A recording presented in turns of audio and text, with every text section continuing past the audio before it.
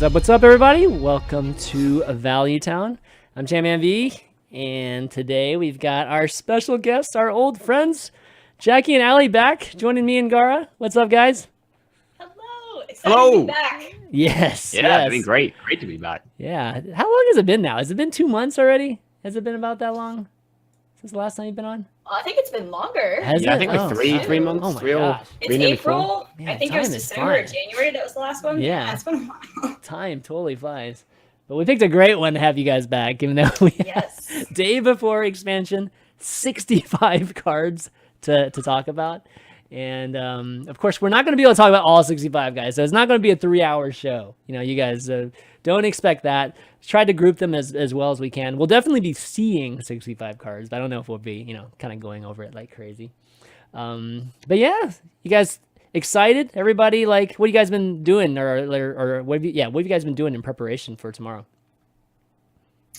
I've been theory crafting a little bit here, trying to think of decks to play for the Invitational and just kind of going over all the new cards. Pretty excited. Yeah, you've yeah, got an pretty invitation. similar. I've been doing lots of kind of theory crafting, trying to work out what decks could be good, what cards could be good, and also kind of reminiscing about the cards that are rotating out. Yeah. Today I had a Yogg appreciation stream to say goodbye to our meme Lord and Savior. Yeah. I did too. Really? Yeah. That was great. I I love it. was playing Mage and I decided to put Yogg in there, and then I was like, let's honor him on this last day. Yeah, this is when we really show love. What is that, Gaara? I played Razakuz Priest. Razaka's Priest. Oh, Okay. Razakuz Okay. Priest appreciation stream. The No, buffed or the nerfed Raza appreciation stream. Okay, that's good. I didn't give thanks to any. Well, maybe I played a little bit of Barnes recently, but I'm not sure if I'm trying to give appreciation to Barnes or not. yeah. But Barnes does not deserve any appreciation. Number one He's a most star. excited to He's the leave star. would be Barnes. He's the star. Get him out of there. Okay, get out of here. Exactly. It's got to be the number one hate. Actually, in fact, I think it was number one in Streamer Showdown when we had the question for Twitch Chat says the card you're most excited about rotating. It was Oh, really? Barnes. Yeah, it was definitely Barnes. So I'm not surprised. Yeah, lots of people feel that way. Well, we got definitely, Allie, you're gonna be part of this invitational that they announced, which I guess Blizzard's hosting this first event of the expansion, and it has 8 people in it, you included. So I don't know, give us a lid on that. Yeah, so that'll be on Friday starting at 9 in the morning. Yeah. We are required to add 8 new cards into any kind of deck. There can be duplicates, so you can have 2 copies of 4. And basically, whenever you win in the beginning rounds, that counts as a ban for the final. Yeah, that's cool. That's interesting. Final rounds. Mhm. And then I guess it's up to the teams to decide who plays the final round. So we'll see. Okay, so it's like NA versus EU type of thing, right? Yeah. Okay, Basically. cool. Who's gonna There's win? Savij's in there. He's not really an Ava guy. Yeah, that's true. That's true. Like, Yeah, he just lives throw in him the in there. U.S., right? That counts now. I guess the There other you guys go. don't live, right? I feel like Orange almost lives in the U.S. these days. But yeah, that should be exciting. It's going to be crazy to come up. A lot of these guys come up with interesting decks, or at least Dogs, known for day one all the time. I feel like Dog the last maybe 2, and Jackie, you too. Like, I feel like some decks been really, really powerful, like rank 1 legend type of powerful after the first day or 2 from you guys. So can't wait to see how that affects this kind of competition too. But all right, that's cool that Blizzard's starting this kind of invitational. I think, is Toast still doing his thing over the weekend? I thought Toast was planning something too, but maybe not. Like a private. Yeah, well, some type of. I tournament? thought he was doing some kind of invitation. Maybe that never came into fruition, but I remember he was. I thought so too. Yeah, there was some kind of stream where he was planning it. But anyways, it's gonna be fun. Definitely gonna be great to see. One thing I wanted to make sure we do before we start is just mention that we are sponsored by Dollar Shave Club today.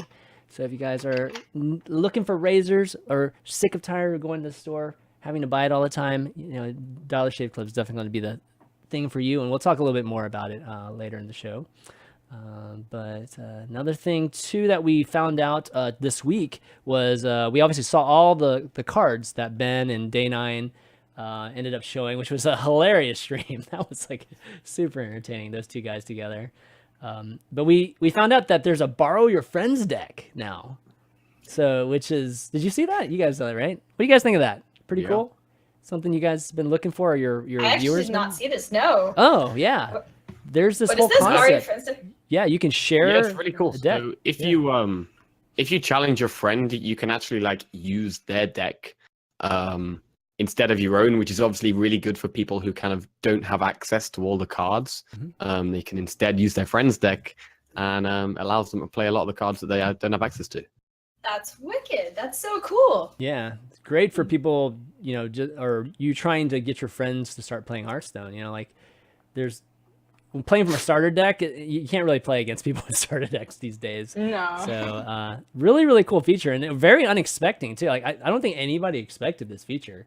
So really, really nice that it got announced, and we're going to get a chance to see it tomorrow. I don't think it's out yet, right? It comes out tomorrow. Even though the patch is actually, I think, on all of our clients right now. It'll definitely be great to see that. Another thing, too, is... What was I going to... and one other thing, too, in terms of just the release tomorrow, is that the Monster Hunt will not be available on just during the release. So I think it's going to be another 2 weeks, which is like the dungeon run, you know, Witchwood dungeon run kind of thing. So yeah, that's going to come out in another 2 weeks, and we'll get a chance to kind of experience that a little bit separately. But new hero's going to be out too. You guys excited to get Lunara? Yeah. No, Wait, everyone gets Very cool. if you win 10 standard ranked or casual games. So I managed to do that somehow. yeah, I would imagine you could do that really quickly. After a week, yeah. I'll be there. Yeah, you'll be there. Okay, after like 1 hour probably. So that's going to be there for everybody. Also, make sure you get this. Yeah, this is the last day that you can purchase the $50 70 pack thing. So make sure you get that in there so you can get those extra 20 packs. Just such a good deal. Yeah, such a good deal. We should. Is that the first time that they've done this? I think so. Right? 50 for 70? Yeah, 50 for 70 for sure. Did they do 50 for 60 last time? They might have done 60 last time. Maybe. It I used to think be so. just 50 for 50 before, but Yeah, it's usually 50. okay. So yeah, get bonus 20 packs. And we've been getting packs from the quest, so yeah, lots of free stuff recently. It's gonna be good for sure. Okay, should we just get started with some of these cards? Yeah, it's so Sound many. good? Dive straight in. Yeah, let's dive straight in. Gar's been like super excited, guys. So we better just hurry up and get before he I'm ready. explodes here. Before we Yeah. All right. So what I did, broke them down into classes like we did last week. But instead of going one at a time, I figured we would just kind of show them all at once because we can kind of get some synergy together.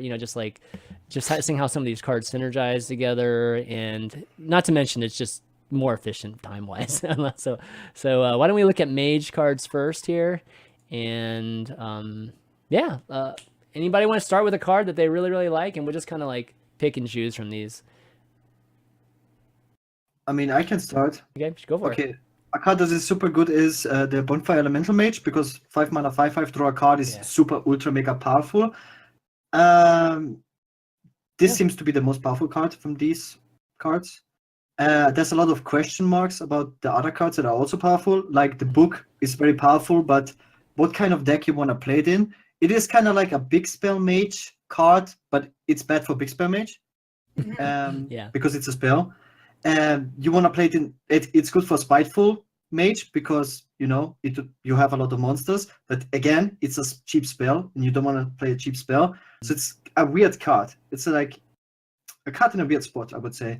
You could play this in Elemental Mage, but in Elemental Mage you want to play minions in curve, and with this new 5-drop you should not run out of cards ever.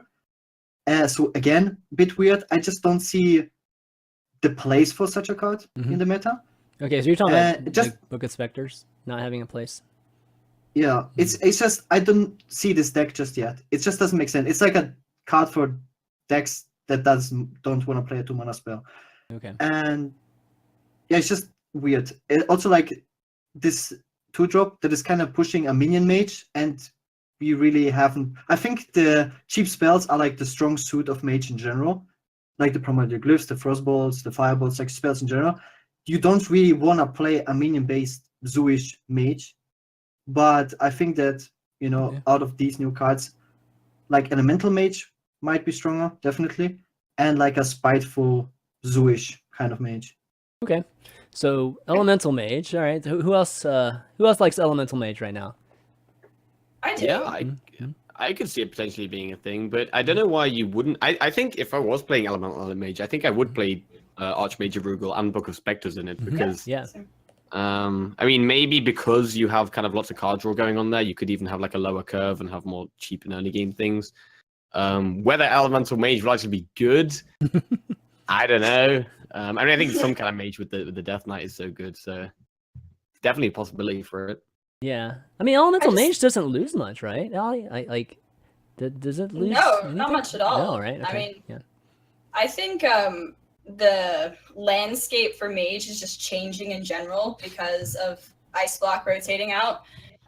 So Gaara, you were saying generally its power has been the spells, the frost bolts, and the fireballs and everything. But I think that mage is just changing. Like obviously those cards are still going to be strong. And so I don't know. I think 2 mana drawing 3 cards, I think you can run this in an elemental mage deck with spells. Maybe not as many as the past, but I don't think it'll be that detrimental to run some kind of a spell pool with this card. And I think, the fact that you can't discard Jaina, Jaina's objective number 1, essentially, for a lot of, these control elemental type decks. Mm-hmm. And if it gets you closer to Jaina, I feel like that's just good. It's definitely good. Yeah, Jaina's obviously a great card. So definitely one of my favorites that we've had this, or at least in 2017. Yeah, Book of Specters. I mean, you could argue just Book of Specters is good. Period. Even if you discard a spell, even if you discard 1 spell and you still get 2. Even, I mean, obviously bad times you get 1. I mean, it's debatable whether you could just play it in almost anything. But I do want to bring up something because Jackie, you talked about Archmage Arugal and Book of Specters. Talk to me about the dynamic between running those 2 versus just a Lunith right now. You just arm a Lunith. Is a Lunith too fast for this type of minion based strategy, or is this type of thing just better than a Lunith? In my opinion, I think you if you were playing Arugal and Book of Specters, I don't think you would want to play Alaneth. I think if a deck you're playing Alaneth, I think wants to be you want to have a lot of cheap spells because mage don't actually have that many powerful early game minions. Mm-hmm. So I feel if you're playing these and Alaneth, then it's going to be really difficult to empty your hand. Yeah. So I think some kind of Alaneth could be a thing, by the way, still with because we've still got lots of burn-in mage, we've still got fire, we've still got frostbolt, mana worm, etc. Yeah. And I actually quite like Arcane Keysmith for that type of deck as well. Mm-hmm. Discover a Secret, because obviously we've got explosive runes and counterspell, which are possibly the 2 strongest secrets for aggressive mage decks right now. And this can just let you have a third one, which your opponent also doesn't know what it is. Sometimes they might have played around 2 counterspells, mm-hmm. and then you can just Keysmith and get a third counterspell, and they might not play around it. And so I think Keysmith's actually a pretty nice card as well. You guys like Secret Mage even with Valet rotating? No, I think it's dead. Okay, it's dead. I like it. I think there's a chance. I think Keysmith is really good. So Keysmith is great, but I just think Secret Mage, it's losing the 5/5s, the 2/1 Valet, it's losing and so many things, and Ice Block. Yeah, so I just can't really. Yeah, I don't think Ice Block's that important though. We still have some really strong cards. You still got Arcanologist, which is insane. You still got Kirin Tormage with it, which is insane. You still got the 2 most powerful secrets. You've still got the burn tools with Fireball, Frostbolt. You've got Arcane Intellect, Primordial Glyph, Sorcerer's Apprentice. It's everything. It's still got so many cards. But the I think some kind of aggressive mage will definitely still be a thing. I think the problem is that we don't have a replacement for the cards that are rotating out. You have to replace them with really bad cards. We have no Violence Portal, no Cabal Crystal Runner, no Medusa Valet, no Ice Block, and the replacements seem very bad. Well, I mean, 2 of them are right here. Arcane Keysmith, right? So 2 of them. Yeah, but Arcane Keysmith is. I think it's just tempo-wise, it's just pretty bad. Yeah, I'm gonna agree with Gaara on this one. Okay. It's not aggressive enough.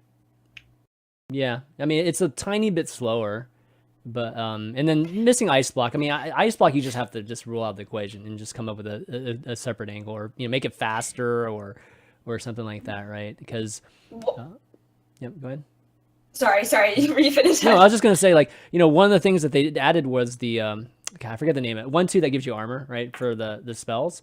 But there's no Arcane expensive Artificer. spells. Yeah, Artificer. There's no expensive spells. They didn't add any.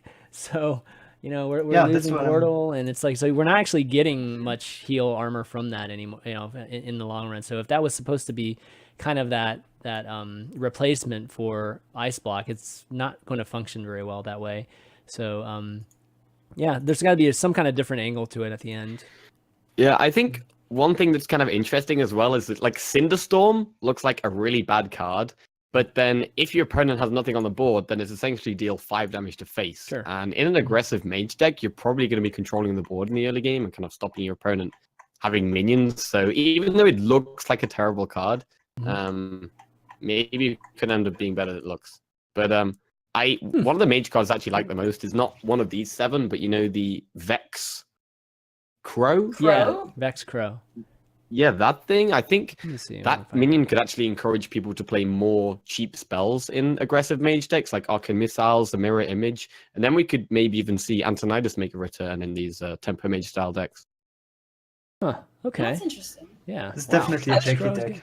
Yeah, definitely a Jackie deck. Vex Crow. He broke out Vex Crow. Vex Crow mage. Yeah, Vex Crow is great. Yeah, I mean, Vex Crow is. It's just historically, it hasn't that type of, balancing in deck that summons, like we had a 5/5, right? They used to summon a 2-drop too. Was it a 2-drop or 3-drop? I can't even remember. But they've never been quite strong enough to play. So it'd be kind of interesting if Vex Crow ends up being strong enough here. It's like Jackie sees stuff that we normally I know. don't see. It's like he sees the Matrix way differently than we do. Man. He looks at Camel Hunter and he's like, wow, that's a Rank 1 Legend deck right there. Well, one card you haven't talked about that's on here right here is Snap Freeze. So how do we feel about Freeze in Mage? Are we all in agreement it's not great? Or does somebody feel different about it? Dead. No. No. Okay. All right. Yes. Give up on Freeze. Please give up on Freeze unless you go just And even full out on the it. only old archetype that will continue in my opinion is Big Spell Mage, but it will have a rough time. Like Big Spell Mage without Icebook, it's pretty rough. Big Spell Mage with big spells is. I mean, I think without I think I've played some versions without Ice Block, and I think it can be okay. Like Yeah.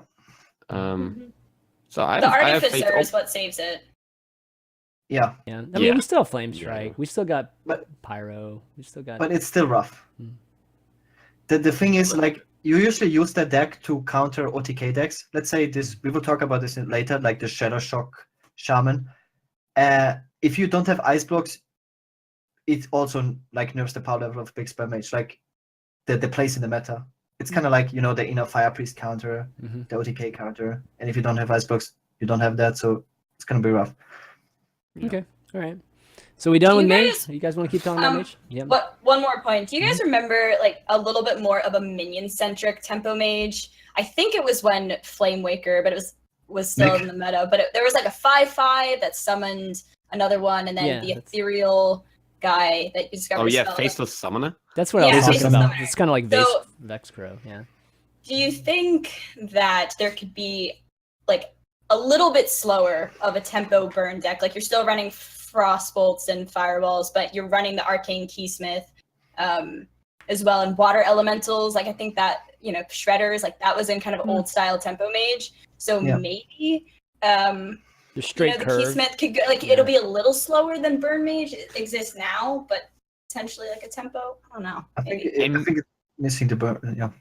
I mean, you could maybe do that with combined with elementals. Obviously, the Bonfire Elemental is a really good addition, but with Firelands Portal rotating out, Blaze Caller is actually basically the same thing, if not better. If not better. If you're playing elementals, yeah. So Okay. could be worth a try. Yeah. I like it. Yeah. Sounds good. Okay, well, why don't we move on to our second class, which is Hunter. So we didn't get many. They definitely announced a bunch of Hunter cards throughout the week, so not too many at the end here. We ended up with 3. Actually, on our list, it should be Toxmonger too. But so we got Toxmonger, Carrior Drake, and Vilebrood Skitterer. Actually, I should read them out. I forgot. Sorry, guys that are listening. I didn't read out the last batch, given that it's it was just shown on stream here. So Toxmonger is a 4-mana 2/4. Whenever you play a 1-cost minion, get get poison or give it poison, and it's an epic card. And then Carrion Drake, Battlecry, 5 mana. If a minion died this turn, gain poison. So there's a lot of poison. 3/7 dragon is this Carrion Drake. And then lastly, 5 mana, 1/3 beast, Vilebrood Skitterer, poison, rush. So all 3 cards have poison involved with it. And, you know, seems to be something that Blizzard's trying to, you know, help hunters control boards, you know, remove things instead of like giving it some crazy spells that just kills everything. So yeah, what do you guys think of this card? Like, okay, Gaara, go for it. I feel like these cards are made for Jackie, and I think he will be the player who plays this card the most. This is why I wanted to start. I definitely see a place for Hunter in the future meta, but I don't see it as Control Hunter. I think Control Hunter will be really bad, except the deck Jackie will play. That might be pretty good potentially. I think you want to play Hunter. I think you will want to play Hunter in a phase play style. I see potentially Baku Hunter, something like that.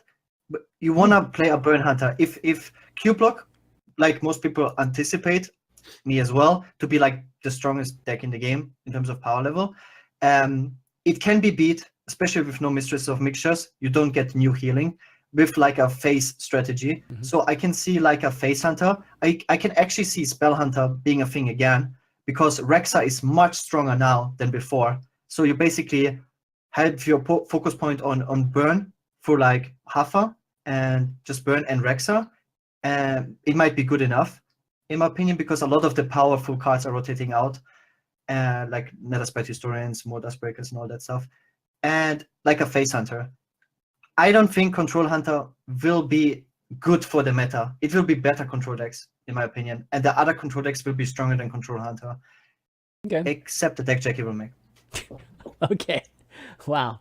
Okay, before we get to Jackie's, I think Jackie probably has a lot to say on Hunter. Allie, thoughts on these Hunter cards? What do you think? Honestly, initially, my initial thoughts of these just bad. Like with the Toxmonger, first of all, they don't have that many 1-drops anymore. Hunter, like I guess you can do neutral 1-drops, but you'd think you'd want to combo that out with being an odd deck, and this costs 4 mana, so don't really like this card. The Carrion Drake, just not much to say. And I don't know. I agree with Gaara in that I don't think that Hunter's strategy is going to be control. Like, it's nice that they're giving it ways to, single target remove minions and all of that good stuff. But I think a mid-range or a more aggressive deck for Hunter is just where it would be the strongest. So I just kind of wrote these cards off as not being very good. Yeah, I don't know. It's Carrion Drake. I don't like that much. I mean, I think out of the 3, I don't really love that card. And there is this like potential dragon-ish thing that you can do with Hunters given the cards available, but I don't necessarily think it comes together very well.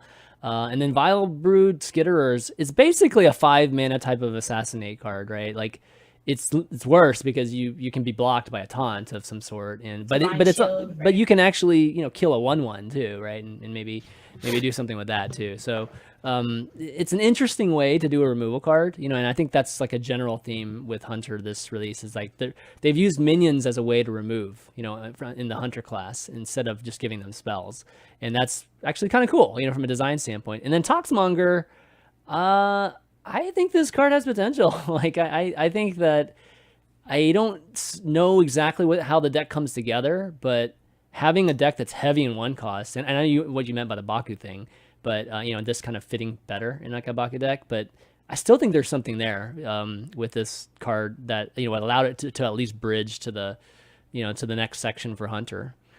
But Jackie, what do you think, man? Jackie, one more thing. Yeah. Jackie made Piranha Launcher like a playable card. So these cards are for him like tier 0. When was that? I don't remember that. Tier 0. This is the first day? I don't remember Piranha Launcher. When was this? I don't even remember them myself. Yeah. Okay. All right. Let's talk about these cards. What do you think? The Vilebrood Skitterer I don't really like. The Carrion Drake I think is actually a decent card, but okay. Yeah. I don't know what for that to be played, you'd have to have some kind of mid-range hunter, and I don't think mid-range hunter is going to be that good. Toxmonger, however, I am super excited by. Like, Toxmonger gives me hope that Quest Hunter could actually be a thing. I am so hyped for Quest Hunter because of this card. Like, it's probably gonna be the first day I play when the expansion comes out. Because it's just so powerful, especially when using like Elven Archer. You can use Stone Tusk Boar, and then combined with all the other 1-drops you're going to be playing in that type of deck, like Firefly, Glacial Shard, etc. I am hyped. How do you win though? Like, how do you win with a deck like that when it's not like a Bagu deck or anything? Like you play Carnasa and you put all your Raptors in your deck, and then you charge them all with Rhino. Like it's decent, and I think Rexar, they're changing the Zombie Hero Power, right, so that you can use all the newer beasts, I think.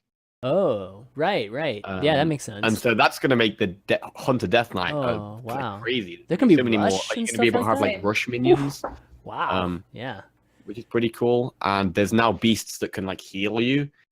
But also, as well as Toxmonger, the what's he called? Is it Houndmaster Shaw? Yeah, dude, I love that card. 3/6. Yeah, that card is bonkers. I think that's one of the best cards in the set. So it's gonna be really fun to see what we can do with that. Okay, yeah.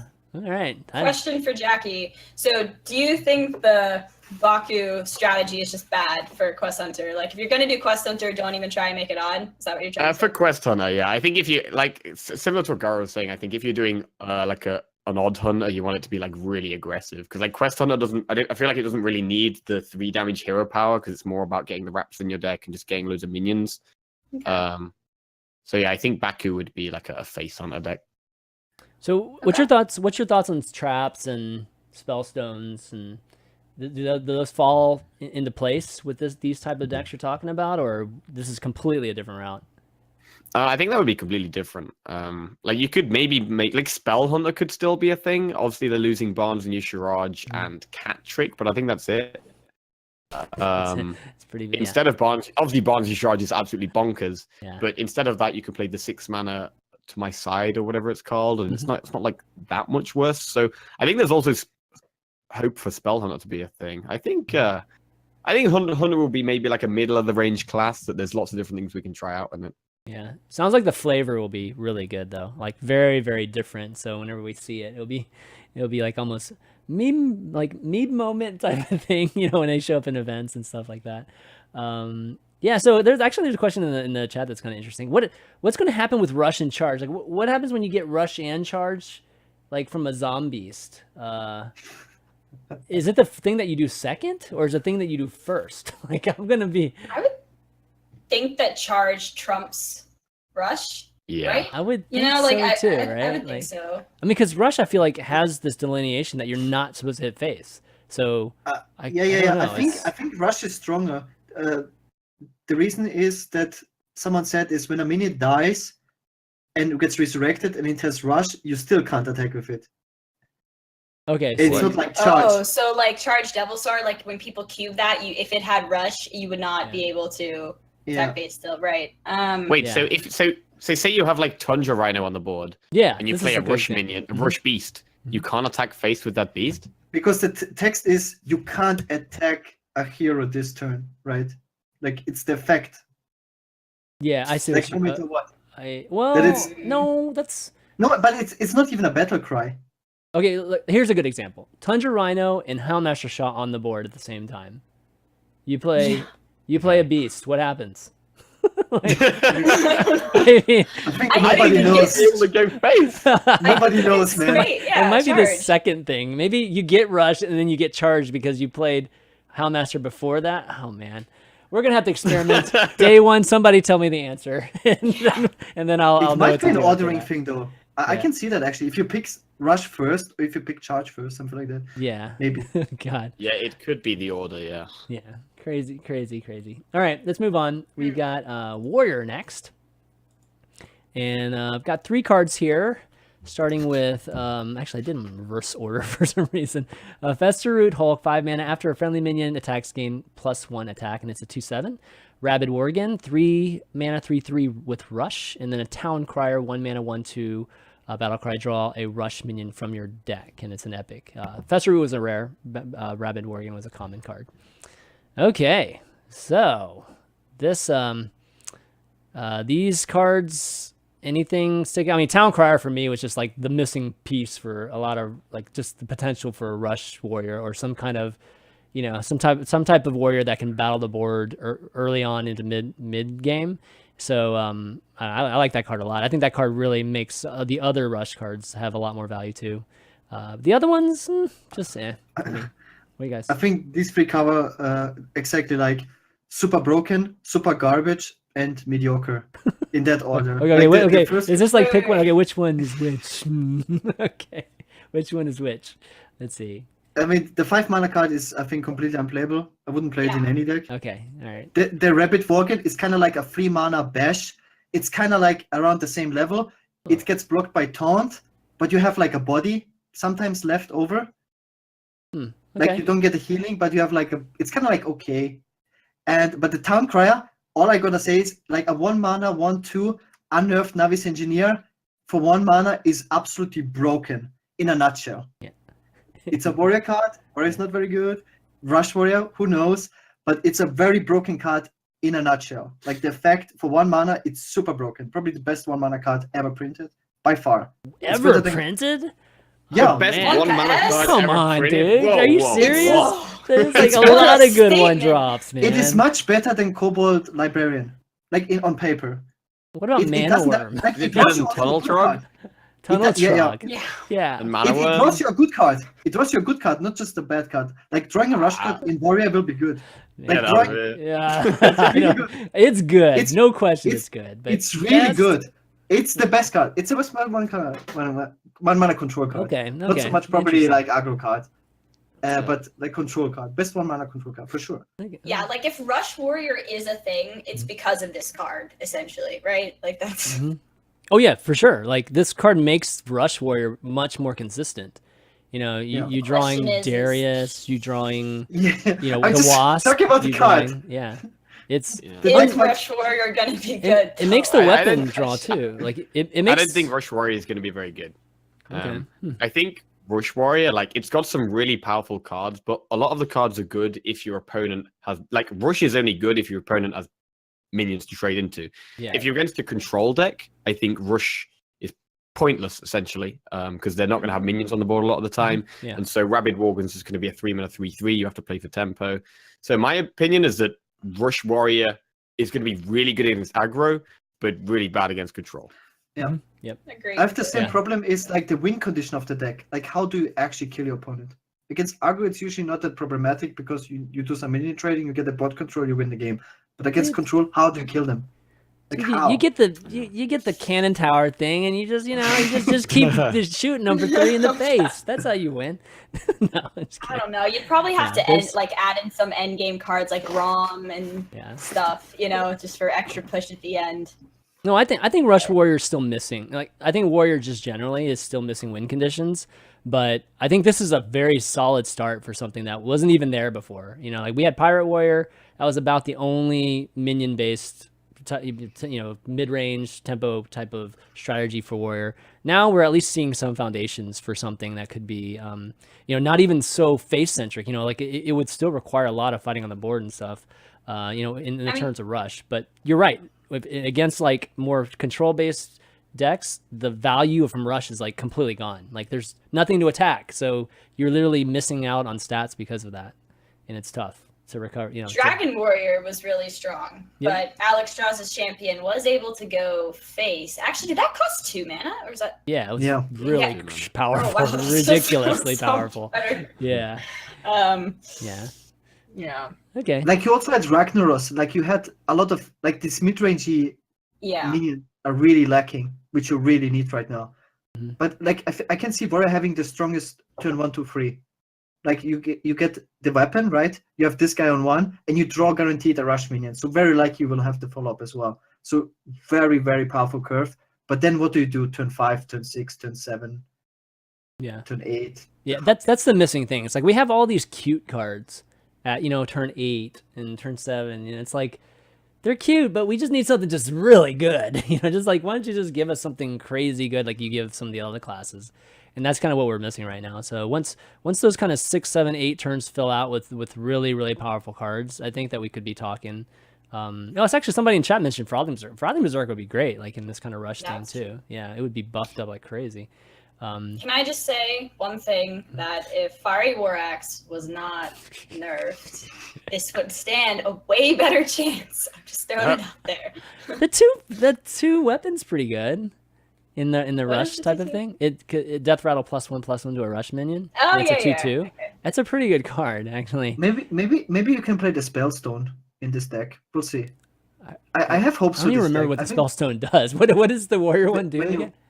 when you equip weapons, you boost it and you make 5/5s. Oh, right. That could be Gosh. the end game of the deck, because you will probably still play Warx and you have Yeah. this new 2-mana weapon. It might be that you will get the board and then you have that as a refill. Might be good enough. Really? I'm not giving up on the deck, Okay. and I think it has potential just because of the strong 1-2-3. That's like the foundation of every deck. Yep, that's true. Okay, next up we've got looks like we got Druid here, and all right, we've got 3 cards. Druid, starting with Druid of the Scythe, 3 mana 2/2. This is like the first choose one card we've seen in a long time. Transform into a 4/2 with Rush or a 2/4 with Taunt. And then we've got a spell here, 3 mana Ferocious Howl, draw a card, gain 1 armor for each card in your hand, and then finish it out with a 5 mana Bewitched Guardian, rare card, Taunt, Battlecry, gain +1 health for each card in your hand, and it starts at a 4/1. All right, so I guess first off we got this choose one card. It's, I mean, I guess it's kind of interesting. Not sure what kind of Druid it would fall or play well in, given that there's no delineation to tribe or anything. So it's either just a 4/2 rush, which you'd probably trade into something for 3 mana, or you're protecting maybe like a token Druid, something like that. I don't know, Jackie, what do you think? Is this kind of a token Druid-y type of I'm not really excited by many of the cards Druid have got, to be fair. Okay. The Druid of the Scythe, I think, is better than it looks. Like a 3 mana 2/4 taunt is just bad. But a 3 mana 4/2 with Rush is actually pretty good. And then you have kind of like the flexibility where if you're against a more aggressive deck, you can go with the taunt instead. Ferocious Howl is basically a shield block, which is a good card. Obviously depends how many cards you got in your hand. And yeah, I'm honestly, Druid is the class that I'm kind of not excited about to play at all. Like I'm definitely going to try some hand Druid type things, and I really like there's the 4 mana card that can flood your board with 1/1s based on how many cards you got in your hand. I'm really excited about that card. Yeah. Other than that, not much to say about Druid. All right, Allie, any excitement for Druid? I'm excited to try Hand Druid. I mean, You sound so convinced. What if it's really OP? Okay, and we're all just missing something here.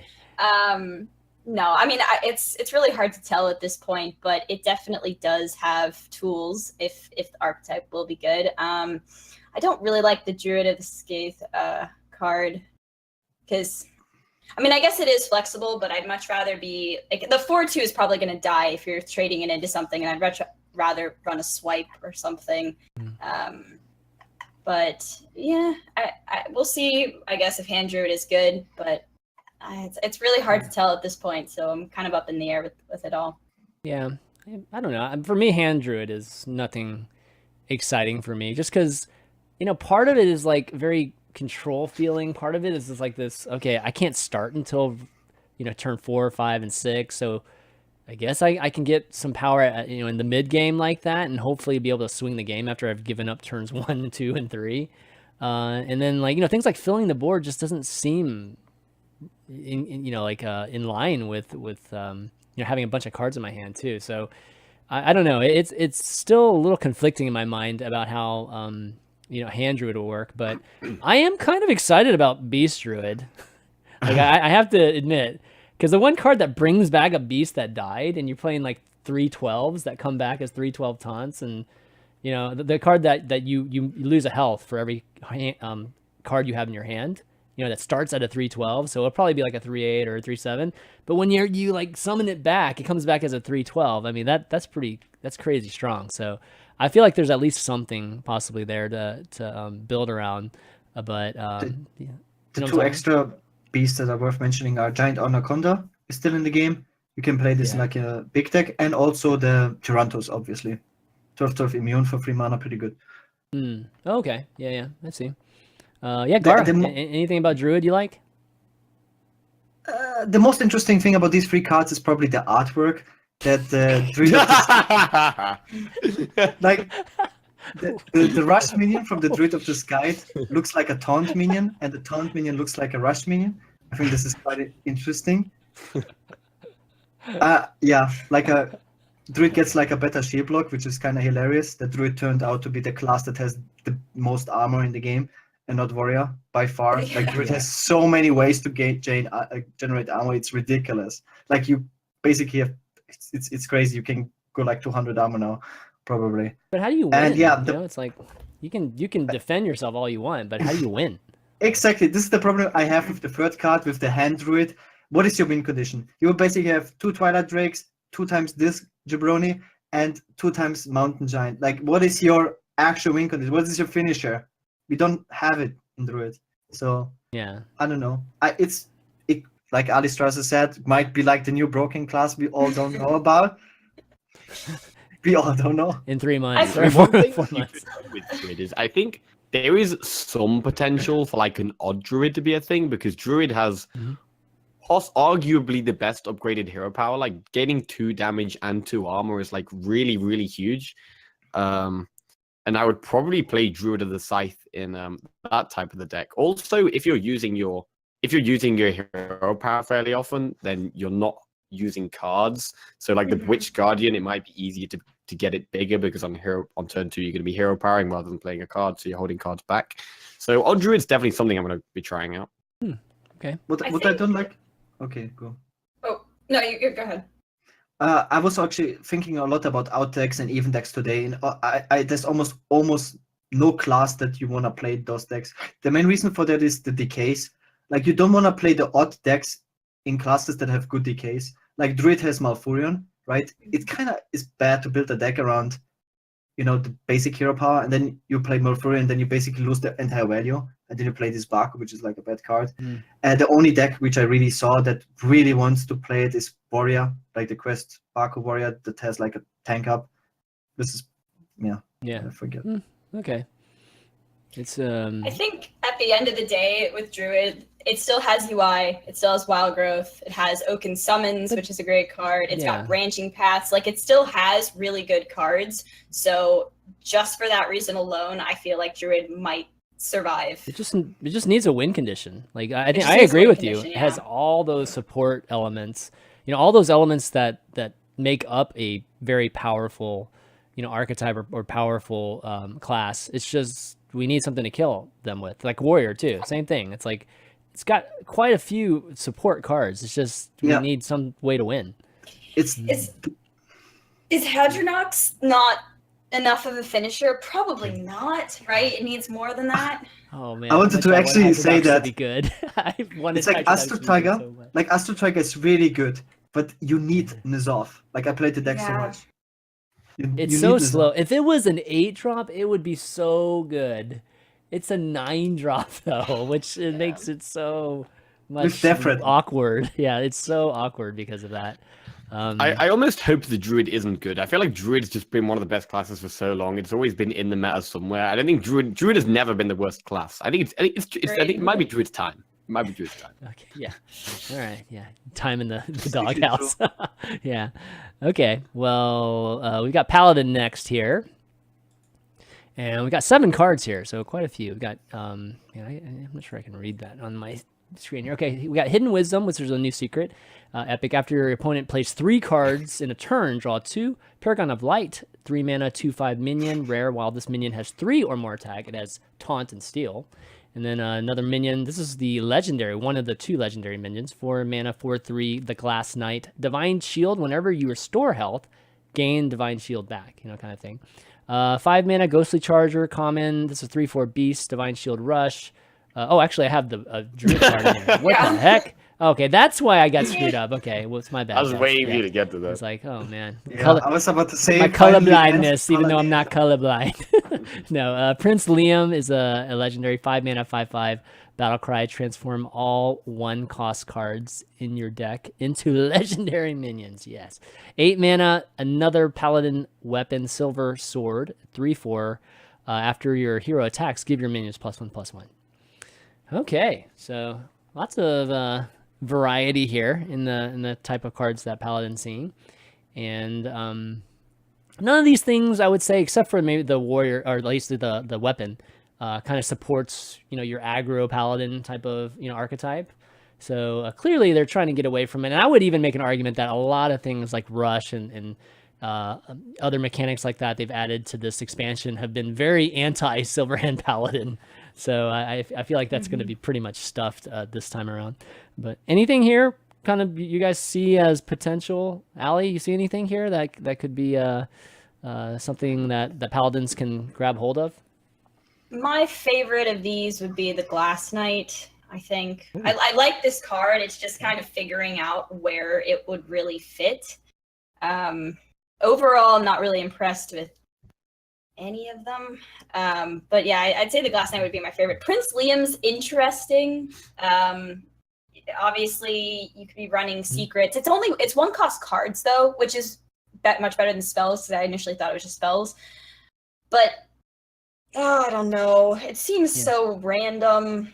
I don't know if Liam can be... Yeah.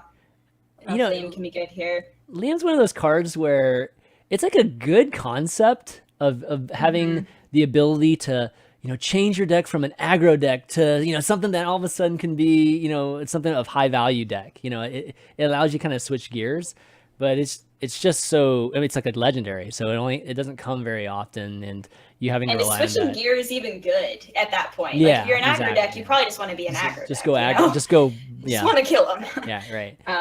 So that's kind of the, it's a cool concept. I just don't know if it would ever be good, because it's just inconsistent that way.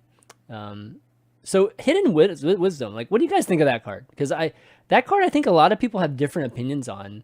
I think one side of the boat is, you draw 2 cards. That's amazing, right, from a secret. But then the other side is like, how many times do we actually play 3 cards in a turn? And how hard is that really to play around? So yeah, thoughts on that, Gaara? Any thoughts on Hidden Wisdom? Like, do you think it's good, bad? It's more like, what kind of deck would you play such a card in? Like, I don't see a place for such a card. So like, it doesn't. Yeah. It's like, okay. I don't think it's that common actually that people. I think people are overestimating the fact that, or like, they're like misjudging how many cards you play per turn. You don't actually, not that many decks play that many cards per turn. Usually you curve out, right? You play a 1-drop on 1, a 2-drop on 2, a 3-drop. Like, when do you start playing 2 cards per turn? And then when you're gonna start playing 3 cards per turn? It's actually not that common. Not every deck is a Miracle Rogue. Yeah, that's true. Yeah, it's like if you play against a Spiteful deck, he will rarely play 2 cards in the same turn. So basically, imagine you never get value out of this card. So it's basically a completely dead card. I think it's not good. Pretty easy to play around. Like, you play 2 cards and hero power. That's a pretty good turn. Like, you play a minion, you attack, and then you know exactly what it is.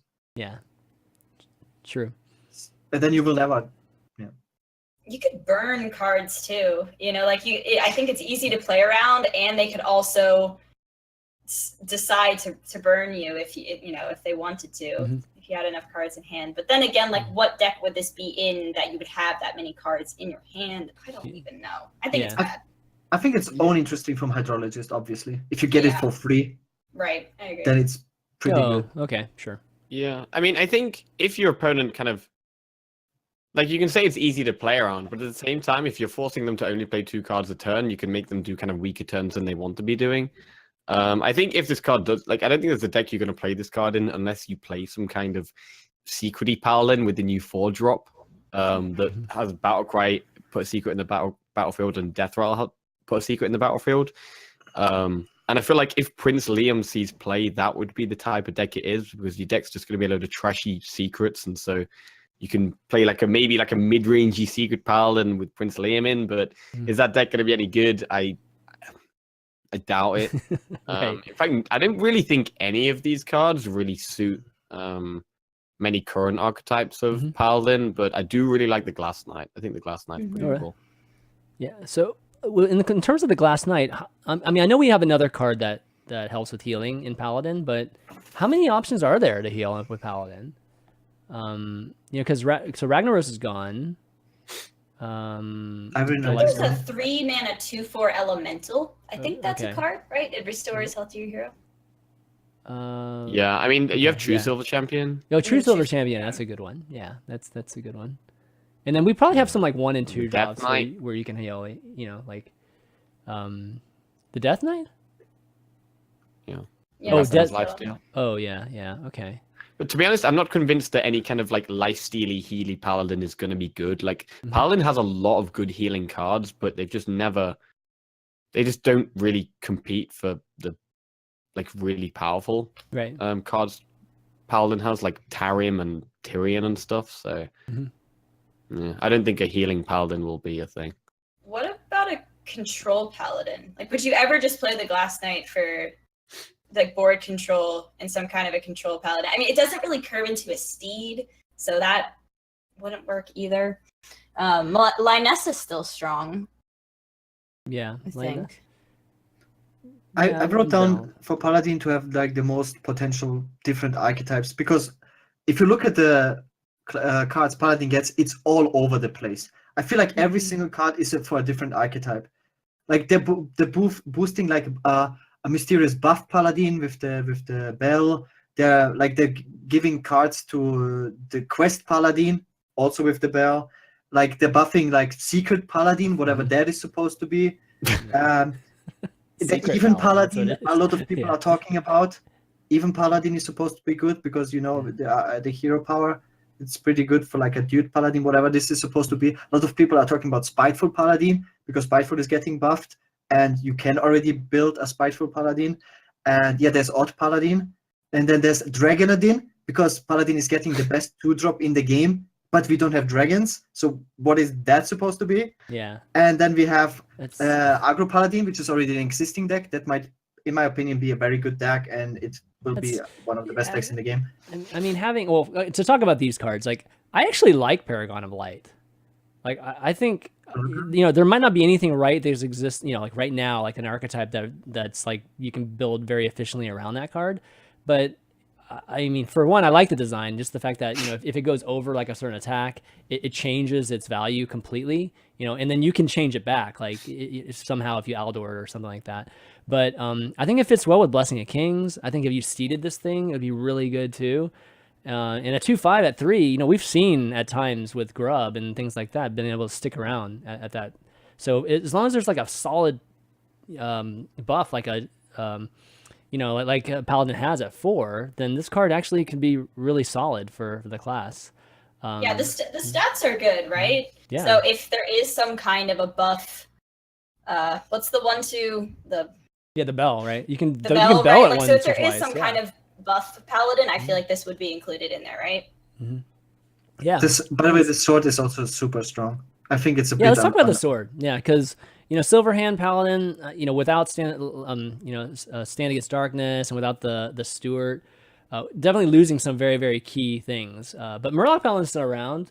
Is this thing too slow, you think, or you think it's going to be fine at 8? It's always good though, if you think about it, in any deck. Like if you have anything on the board, I think this might be like a semi-win condition.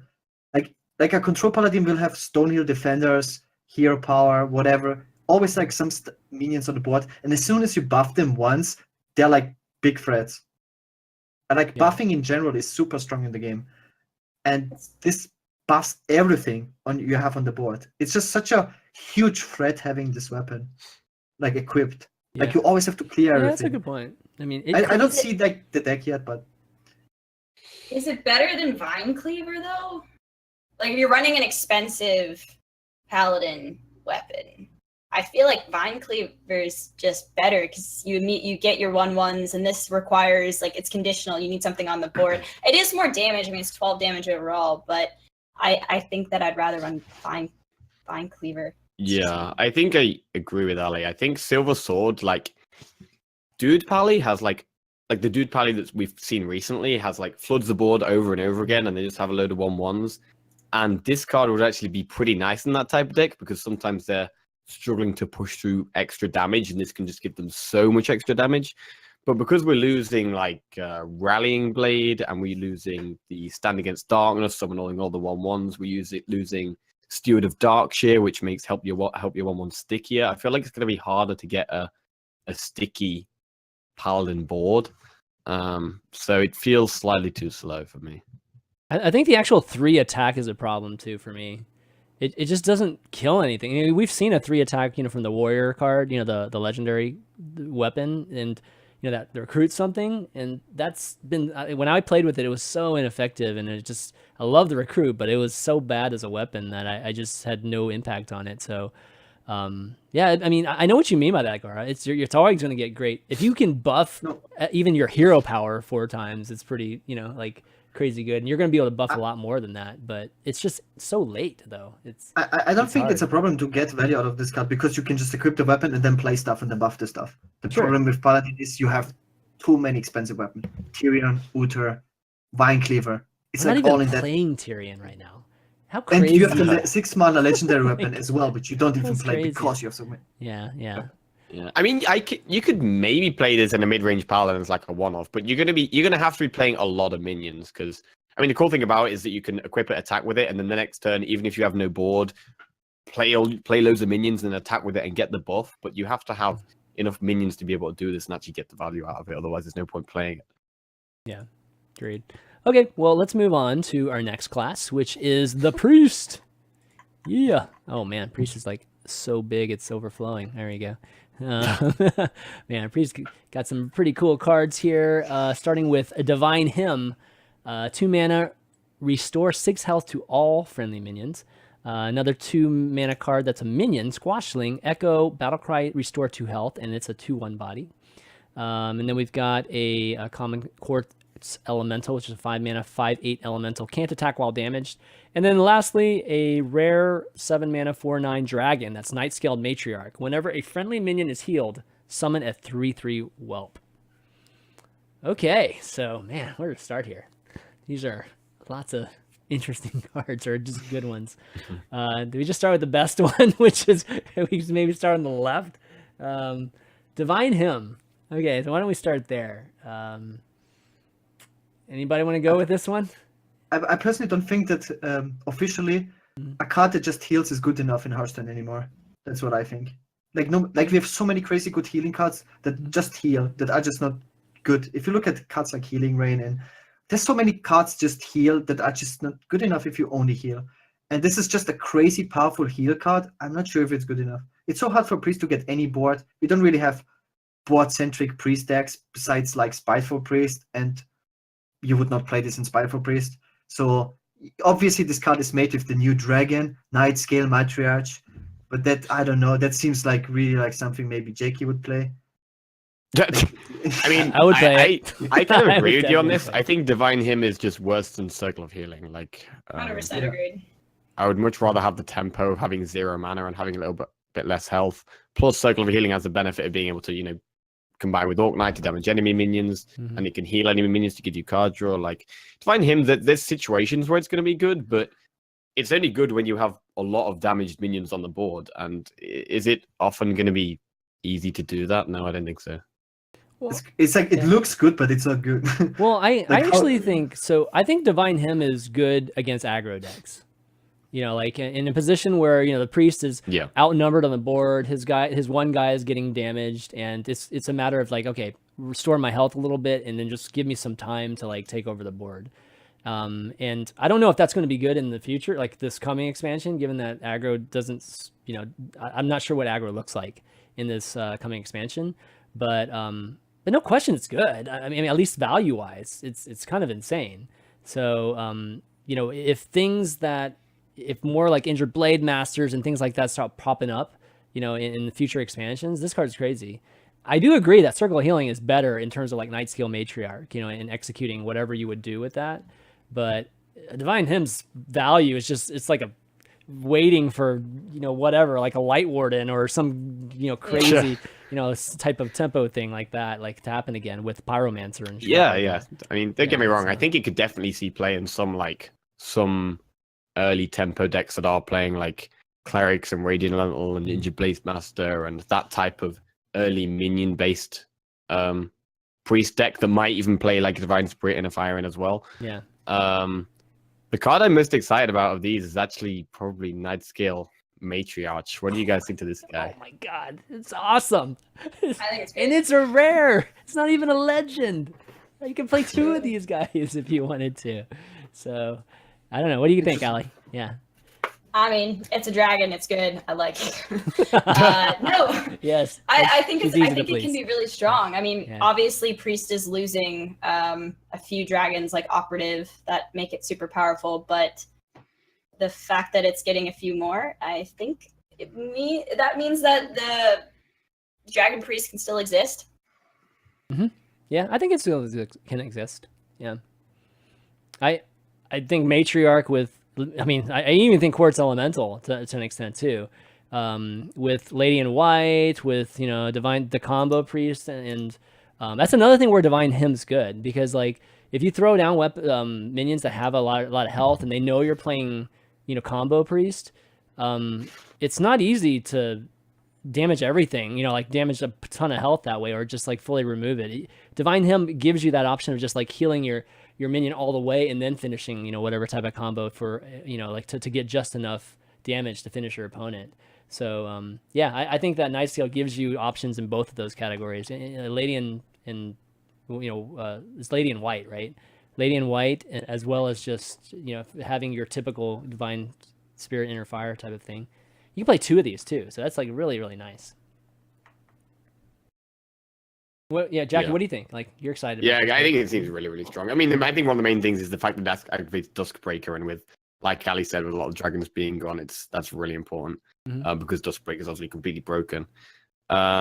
But yeah, what I like most about this is the 9 health. Like the fact it's got 9 health, it's quite likely to stick around. If you can't deal with it, you can keep getting 3/3s over and over again. Like, I think this card's gonna be good. Pyro, Powered Shield, Circle, Healing, Dreams. Like, patron-like dreams over and over again. That'd be pretty sweet. What do you guys think of Quartz Elemental? I mean, if you compare this to like Razorfen, it looks like really, really bad. But, you can still silence it, do all that good stuff with it. And, it's a 5/8 for 5. I mean, is that really that bad? I mean, that's... Personally, I don't think it's good enough. I think, Yeah, I don't like, think if it's- you had like a 5-mana 5/6, like you wouldn't play that card. A 5-mana 5/7, you might play that card. But this is only 1 more health from that, and it can't attack when it's damaged. I don't think I'd play this card. Would you damage this card? I mean, obviously, do you damage it? No, but no, that's what I like about this card. It actually gives your opponent a dilemma. Like, it has to hit this thing. This thing is 5 health unless it pings it, unless you're a mage or something, right? And even if you ping it, I just heal it like the next turn, and I just hit you again with it. So it creates this kind of interesting decision making, I think, for your opponent. But I don't know. I feel like I'm in a very big minority thinking this card is interesting because a lot of people think it's trash. What kind of deck would you put it in? Like an Elemental Priest or a Lady in White? Like It's definitely Lady in White, and it would be along the lines of like Divine Spirit, Inner Fire combo kind of thing. With, yeah. I think the problem is you're gonna have to heal it up like too many times. Like I think like playing it and then like attacking with it once and using like a circle or a Divine Hymn and healing it up again, attacking with it again is decent, but you can't do that every single turn. You've only got a limited amount of spells and Sure. yeah. All right, Squashling. How about this? As basically a heal card, but it gives you bodies every time you heal. It's kind of cool. What do you guys think? It's bad. Bad? You think it's bad? Okay. All right. I'm It's trying- bad? I'm Is it trying just to bad? piece All right. together. It's just bad. I mean, again, isn't against an aggro deck, isn't it good? I mean, it's no. Yeah, but what deck would you be putting it in though? Like it might be good against aggro, but That's what I mean. I mean, I'm Is not it saying both? against like, yeah, because I mean, you're healing and you're putting bodies on the board. Like, isn't that good against 2/1 aggro? bodies. Yeah. Have you faced the aggro decks these days? Yeah. What do you know what they do to a 2/1 2 drop? Yeah, sure. Divine Shield, just kill it. But I mean, it could be interesting with like in the The thing is, I think a lot of the time you're going to want to get this in the late game. Like, you're going to want this in the get this in the late game when you've drawn like Cleric and use this to draw loads of cards, or when you've got Nightscale Matriarch, you can use this to get multiple 3/3s. But I think it's just feels a bit too quirky for me. People have been talking about using it with Orkney, but that doesn't seem good enough to me, really. Like, you can just Orkney Hero Power on turn 6, and Okay. I'm not that excited by this card. Okay, let's see. What's the next class we got here? We got why don't you talk about the best card? What the fuck? I think you're like. What do you mean? Coffin Crusher? Oh, Coffin Crusher's not on here. Oh, it's Yeah, not on it's my. not on It's not notes. on this thing. Oh, sorry, it's not on my notes. It's by thing. far That's the why. best. Coffin Crusher, Coffin yes. Crusher Oh my is god, really like, but I almost skipped Coffin Crusher. It's 6 mana, Gaara has 6/5, lots of stuff. rare. What the It's fuck? Coffin Crusher. It's the best card. Death Rattles, summon a Death Rattle minion from your hand. It's on the overlay. I had to update it. It's like you don't mention it at all. It's like, let's move on. It's like, Let's how can move you on. talk about this card? Yes. Okay, go I for think it. it's the Kat. best card from all the priest cards. Okay, I think it's better sure. than Lady in White. And I think this is the replacement for the Dragons, for Draconic Operative. This is kind of like the new value route you have to go for in Control Priest. Okay. I've seen also Zettelot being excited about this card. Mana Cheat is good from what we have seen in the history of Hearthstone. Mana Cheat, every single Mana Cheat card was played. And this card is pretty damn good Mana Cheat, especially with Obsidian Statue. Yeah. And it has great synergy with the new Curator. The new Curator is better than the old Curator. It's a 7 mana 6/6. And with the Countless Ashmore, you can guarantee to get like a Coffin Crusher and Obsidian Statue, because Obsidian Statue is a lifesteal minion. So you have the guaranteed combo. I'm pretty sure, and I'm very excited to test it and see how well it is. Like how strong it's the deck is. insane. I mean, the value is crazy good for those cards you just mentioned right there. So in terms of Death Rattle, what else would you play besides Obsidian Statue? The Bone Drake, for instance. Oh, it's okay. so you can combine like maybe the Dustbreaker as well in the deck, and I just wonder how greedy the deck will look, because if you play Bone Drake, you want to play more dragons. Maybe you play Twilight Drake's Bone. You want to play around 7 dragons. I don't think you can play Nightscale. It would be just too greedy, the deck. But what I'm a little bit worried is like the late game, because you have no Resolve. Can you play a quest priest? Because it actually seems to be very easy to complete the quest. Also with the new free drop, the Voodoo Doll, which has also Death Rattle effect, which is also, by the way, one super exciting card. It seems very easy to just complete the quest priest, like the quest, because a lot of these cards you play good Death Rattle minions. But wouldn't you make your draw worse then? Like, if you have to play enough Death Rattle to, I don't know, like to complete the quest, you'd have to play what, 10 Death Rattle? 7. I mean, you have to play more than exactly the right amount, right? I think Death Rattle Priest will be strong, but I don't think you need to run the quest, honestly. No, I'm just saying you could. It's like, you could. Okay, sure. But you probably want Mind Control. I think Mind Control will still be a good card. And that would be like your late game for Priest. So I'm not too worried about like Priest late game. Just run 2 Mind Controls with Shadow Vision's easy clapper. 6 mana is just so good to Priest, man. It's like ridiculous. Imagine like this dying and you get Obsidian Statue. Like Death Rattle get Obsidian Statue on the board. It's so crazy good. Well, imagine on turn 4, or turn 4, coining out an Obsidian Statue. That's what we've had in the past, at least with big Priest. Like, this could have Death Rattle get a Cairn. If you think about it, a Cairn, Death Rattle get a Cairn. Cairn, okay. Like, the value is so insane. Yeah, this card's crazy. Yeah, I think that probably maybe highest rated card in all of the expansion. This might be up there. It's far up there, actually. I think another problem, but a big problem about this deck will be that Dragonfly Potion rotates out and Horror rotates out as well. So can Priest like survive against aggro decks will be a big question. It has Psychic Scream. What AoE is it working with right now? You can play Arcane Circle. Arcane Circle. Circle. Arcane Circle still. Psychic Scream. Duskbreaker. And I think is that it? But you'd have to do the dragon build. Early Nova Kappa. Yeah. Can you believe people used to play that card? Oh my god. I mean, in the seems right so way, terrible it's now. not bad. A year and a half ago or something, people were playing that card. Yeah, it's kind of crazy now that we've seen the power level of stuff. Okay, well, I think that does it for Priest. After talking about Coffin Crasher, we got Shaman next. All right, Shaman's got some a lot of cards all across the board here. And starting with Zap, it's 0 mana, deal 2 damage to a minion. Overload 1. And then Blazing Invocation, it's a spell, 1 mana rare, discover a Battlecry minion. Next minion is a Ghost Light Angler. That's Echo 2/2, 2 mana Murloc. And then Earthen Might.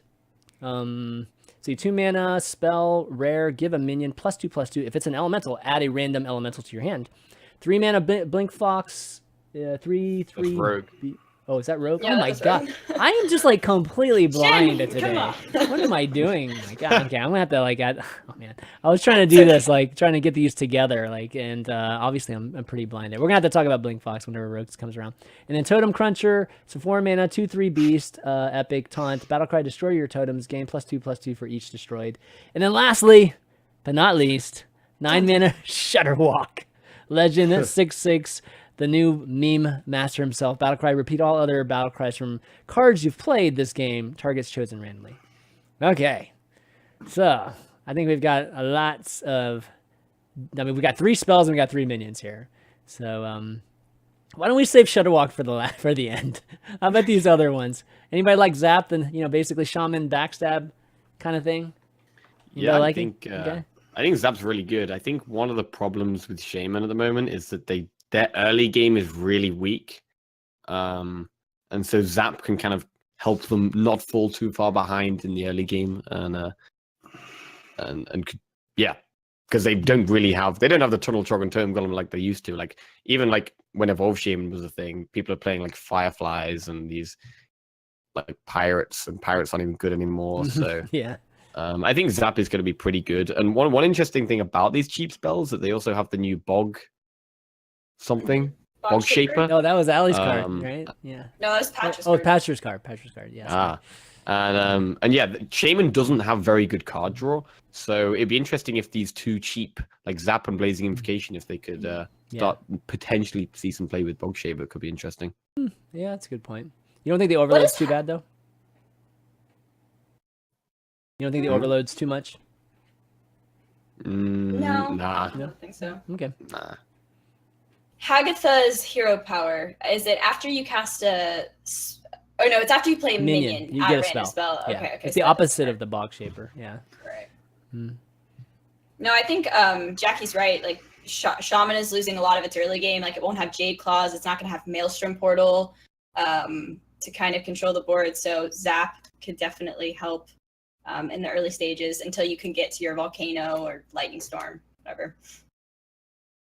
So is this good enough to like play things like Unbound Elemental, Overload, like the Giant, and I mean, can we even talk about an Overload type of deck, or everything else is just too bad?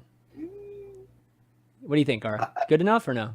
I think from all these cards, the only one besides obviously the Shuddershock is the Zap that could potentially be played. It is actually in the deck you were talking about.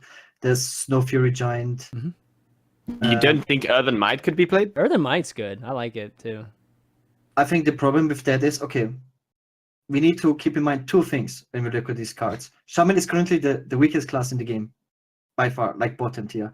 And Shaman is losing a lot of its good cards. Shaman is losing the Evolve, Doppelgangster, all these cards. Shaman is losing Jade Claws and Jade Lightning, which were like the only good anti-aggro tools. Shaman has like nothing, and this is the replacement we have.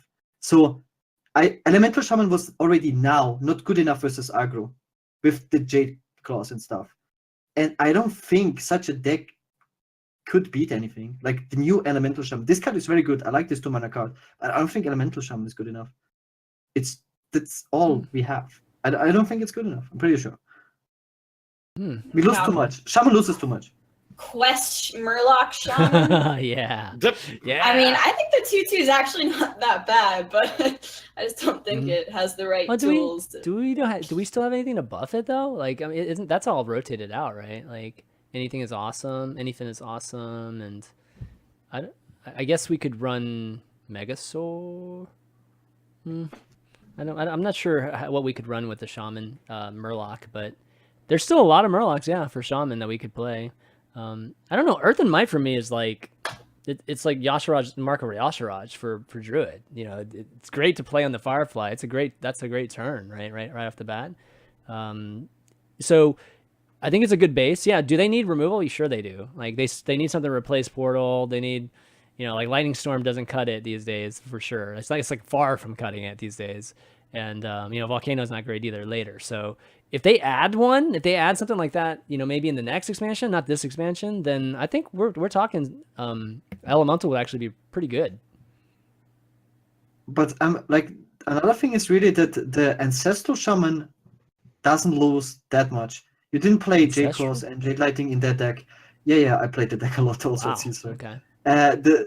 You were playing like Doomsayers and stuff, and like all the board clears. You still have most of them. You only lose Maelstrom, and Maelstrom was not that important. The only really big card you're missing is Devolve, because that is also rotating out. Yeah.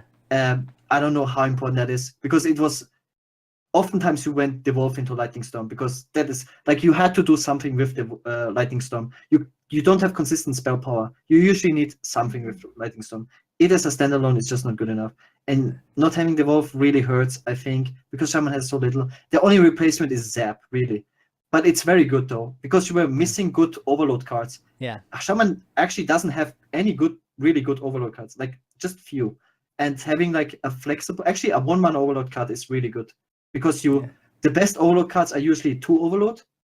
And having, like, you want to play 2 Overload plus 1 Overload or 3 Overload cards. Yeah. And most 3 Overload cards are bad. And most 1 Overload cards are also bad. So you only have Yinshu as a good 1 Overload card. Also like Lightning Bolt, which is not that great. And having that is actually good for the deck. But the deck is right now tier 4. So, yeah.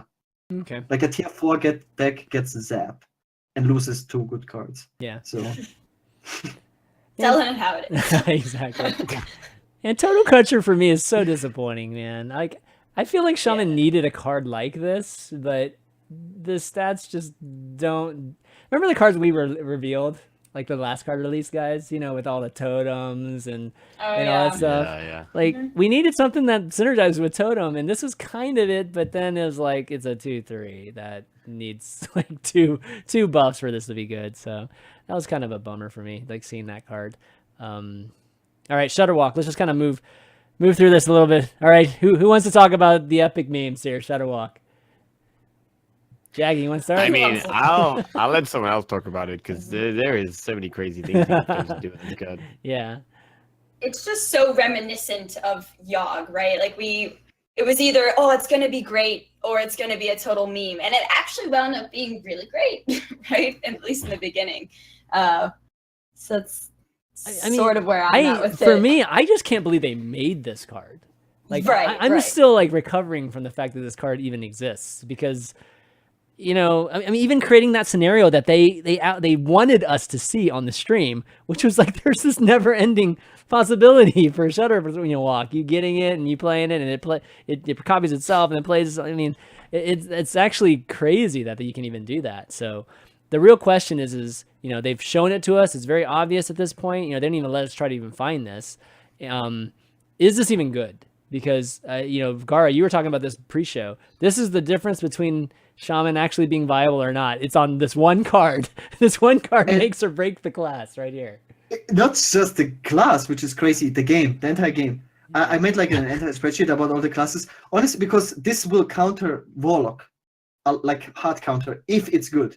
And this is like, it changes then the entire meta pretty much. If it really comes down to if this card is bad, Shaman is completely unplayable. And if it's really good, you have a deck that hard counters Warlock, which is currently like on paper the strongest class in the game. And if you play a lot of Shaman, you will play way less Warlock. You will like everything will be all over the place. Yeah. Like it really comes down to if the deck with this card is good or not. And why do you think it hard counters Warlock? Yeah, what exactly? Yeah. Because it's an OTK. It's a guaranteed OTK. Yeah. It deals 30 damage, which is very good. Obviously, you win the game. Yeah, 30 damage is good. Oh, yeah. It's extreme. I No, think it's the actually problem- 57 damage. 57? How's that work? Yeah. You play like Murmuring Elemental with 9 Shatter Shocks at the same time. Yeah, Okay, the problem wow. I have with this card is that for this card to be good, your whole deck has to be based around it. Mhm. And the games where you don't draw this card, your deck is just bad. I don't think Shaman really has enough tools to kind of survive to it consistently, as well as the card draw. I think card draw is a big problem. You're going to be needing to play a decent amount of card draw to consistently get this. And so I don't think this card's going to be good. I mean, it almost has to not be good. Yeah. Allie, you're gonna say that? I'm in the middle. I can see it going either way. It could be OP, like Gaara said. It has the potential to be, or it could just be utter crap. I mean, I hope it's utter crap, which actually sucks for Shaman, but there is a chance that it just hasn't been tested enough. I've seen the list. Somebody the finds lists it. are Yeah. looking good, honestly. Yeah, I like it. Stan has one that's really good actually, and I would not be surprised if also something like the slipped combo. through and it's just like something ridiculously good ends up existing. I just hope it's Like, not too I mean- good. Yeah. Murmuring Elemental, like that's a brand, right? That was always good. Yeah. And then I also think Grumble is an insane card. So Yeah. Just never-ending plays, basically. Look, like if that combo works, like I don't think it's bad for the game. If you think about it, Shaman is so bad, like in so many ways. Shaman has the worst anti-aggro Yeah, but this tools, isn't you know? the answer. The answer isn't having just one card define a class. Like that doesn't fix a class. That's actually just a terrible band-aid, Yeah. in my opinion. So I don't like that. If that's literally what we're looking at. What I like about it is that it's a win condition. It's an alternative win condition. Yeah, it is a win It's like- condition. Yeah. How many win conditions did we get in this expansion besides this card? Actual win conditions. Yeah, I mean, most of it is minion centric, right? Like Yeah, it's battle just board minions minion and stuff. minions. So this is the only new one.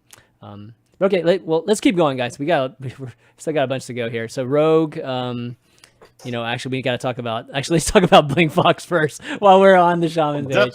So Blink Fox is a 3-mana 3/3 beast. Add a random card to your hand from your opponent's class. Okay, so they clearly have that theme, right? Like because we have a card that we're about to show here, which is Tess Greymane, that 8-mana 6/6 battle cry. Replay every card from another class you've played this game and targets chosen randomly. Kind of feels a little Shudderwock-ish, right? But it's its own flavor of doing that. And then 3-mana Cutthroat Buccaneer, 2/4 pirate combo. Give your weapon +1 attack. All right. So what do you guys think? I think all three of these cards are very good. Blink Fox is just a kind of standalone good card. Not really much to say about it. A 3/3 card that's adding a card to your hand is great. And Tess Greymane, for me, Tess Greymane is the kind of going to be my kind of replacement for Yogg. Like Tess Greymane feels more like Yogg to me than Shudderwock. I think, especially because you know what cards you're going to be getting. Obviously, they're going to be random cards that you've created throughout the game. So every game it could be completely different. But as long as you're just paying attention to what cards you're actually playing, you know pretty much what Tess Greymane is going to do, other than some cards which are obviously like targetable. But I'm really excited to play some kind of Tess Greymane deck and play like Hallucination, and you have the new 2-mana Echo card that can create cards from other classes. Yeah. And Tess Greymane can be like a massive. I mean, it could be essentially like an Azoth type thing where if you've played lots of cards, you can flood the board. It can, and because you're creating cards from a different class, obviously it's going to be terrible against Rogue because when you're against Rogue, you're only stealing Rogue cards, and so That's true. But you can just get so many things that Rogue can't normally do. Like you can get heal, and I'm really super excited for Tess Greymane. Also, Cutthroat Buccaneer is very, very good. I just think it's because it's so bad in the mirror. I don't think the deck could ever really be that great for that reason alone. And also, it just seems wildly inconsistent. So, like, I do think it's fun, but I can't see it being that good because of the inconsistency and the mirror. I agree with Ellie. I think this is the biggest flaw of the mechanic, that it's bad in the mirror, that it doesn't work. It doesn't work, right? It doesn't, you can't create... there's no card you can create in the mirror from a different class, I think, in the game. So maybe it's a deck you can play in events. Maybe not so much on ladder, but something you could pull out, right? So you can Ban Rogue. Ban Rogue. Would they really ban that deck? I mean, Exactly, when you got a choice between like Warlock and that deck, are you really? I mean, I don't know. if Rogue sucks and no one else is playing Rogue, Right. then this could be great. Exactly. this is Jackie like an will make it work. underdog, like perfect underdog type of deck. Yeah. No, it sounds cool for sure. Cutthroat Buccaneer, you think it's just pretty much a good Kingsbane addition, or do you see some type of other tempo roguish type of thing this could be good in? It seems always good. Always good. All right. It's a good free drop. Okay. It goes with the rogue hero power. But you'd have to Obviously- hero power, right? Like you would have had to have But- hero power. But you always hero power is rogue. That's like a good turn 2 play for rogue. You have to combo this too, though. Like, Yeah, but it still seems good. okay. It's a good card. If you get it off, it's good. It's also a pirate, which might be relevant at some point. Mhm. Maybe we will get this pirate rogue, the actual pirate rogue, not this Patches rogue that everyone played. Yeah. Pirate Rogue wasn't that long ago. Pirate Rogue was around. Well, maybe it was. Maybe like 2 years ago or something. Okay. Well, I think out of all of us, I think Jackie seems to be the most excited about Rogue, which is cool. I mean, that's definitely great. It'd be good to see something that's not Miracle or Kingsbane. I'm excited for it. That being said, I do think Miracle could be pretty good. Okay. Okay, that's good. All right, we got Warlock. Let's see if I added any mage cards to Warlock here. No, okay, I didn't. That's good. We got 1 mana Dark Possession spell, rare. Deal 2 damage to a friendly character. Discover a demon.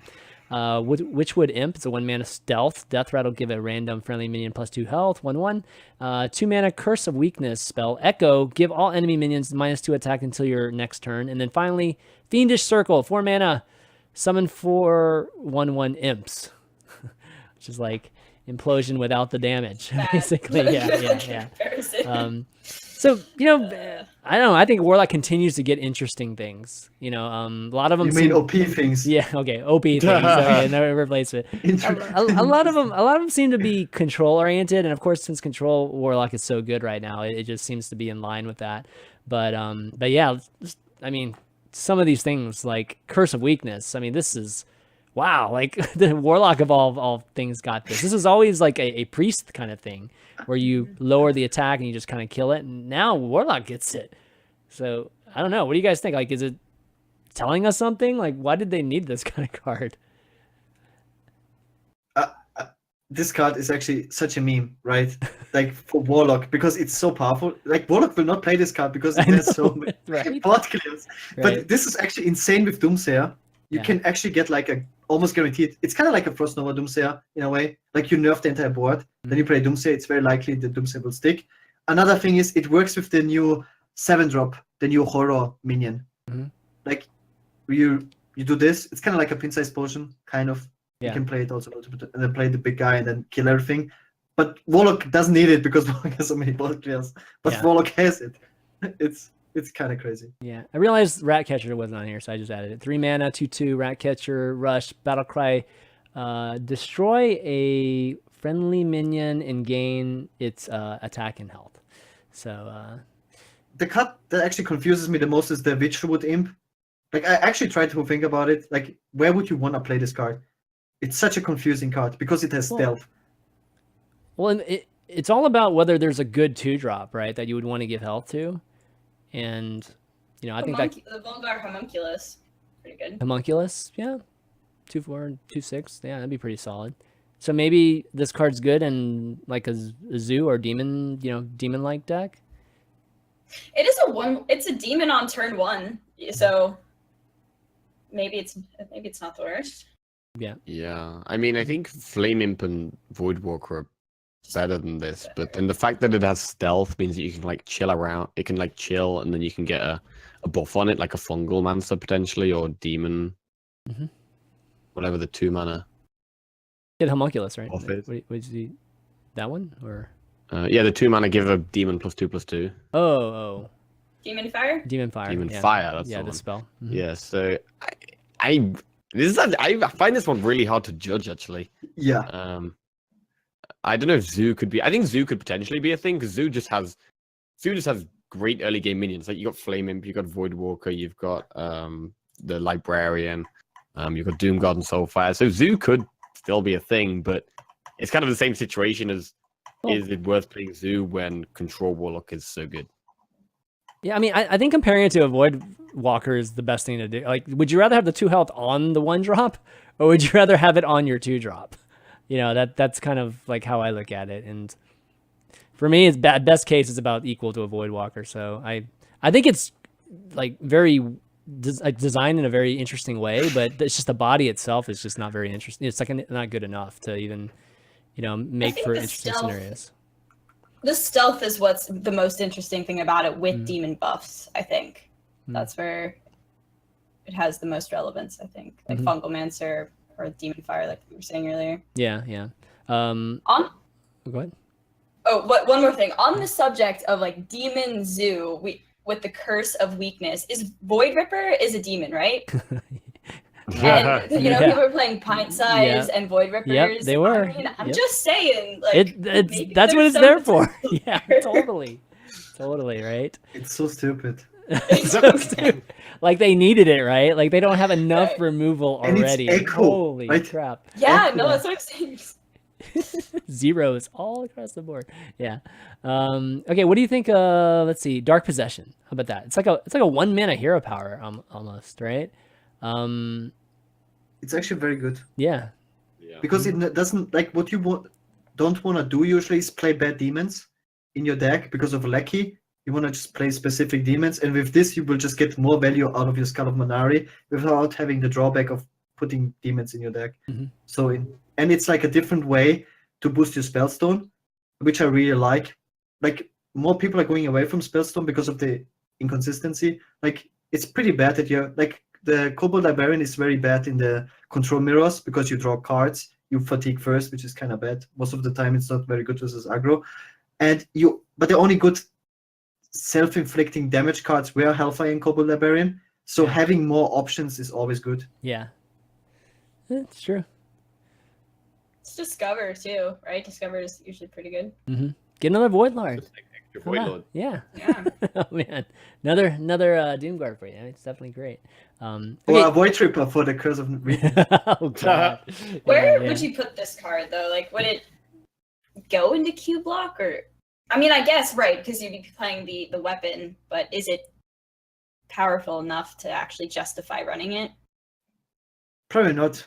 It's kind of like saying right? you have so many good cards in Warlock. That's the crazy part. You don't play a lot of good cards in Warlock because you have so many good cards. Yeah. Yeah, you might play this in more of a control Warlock.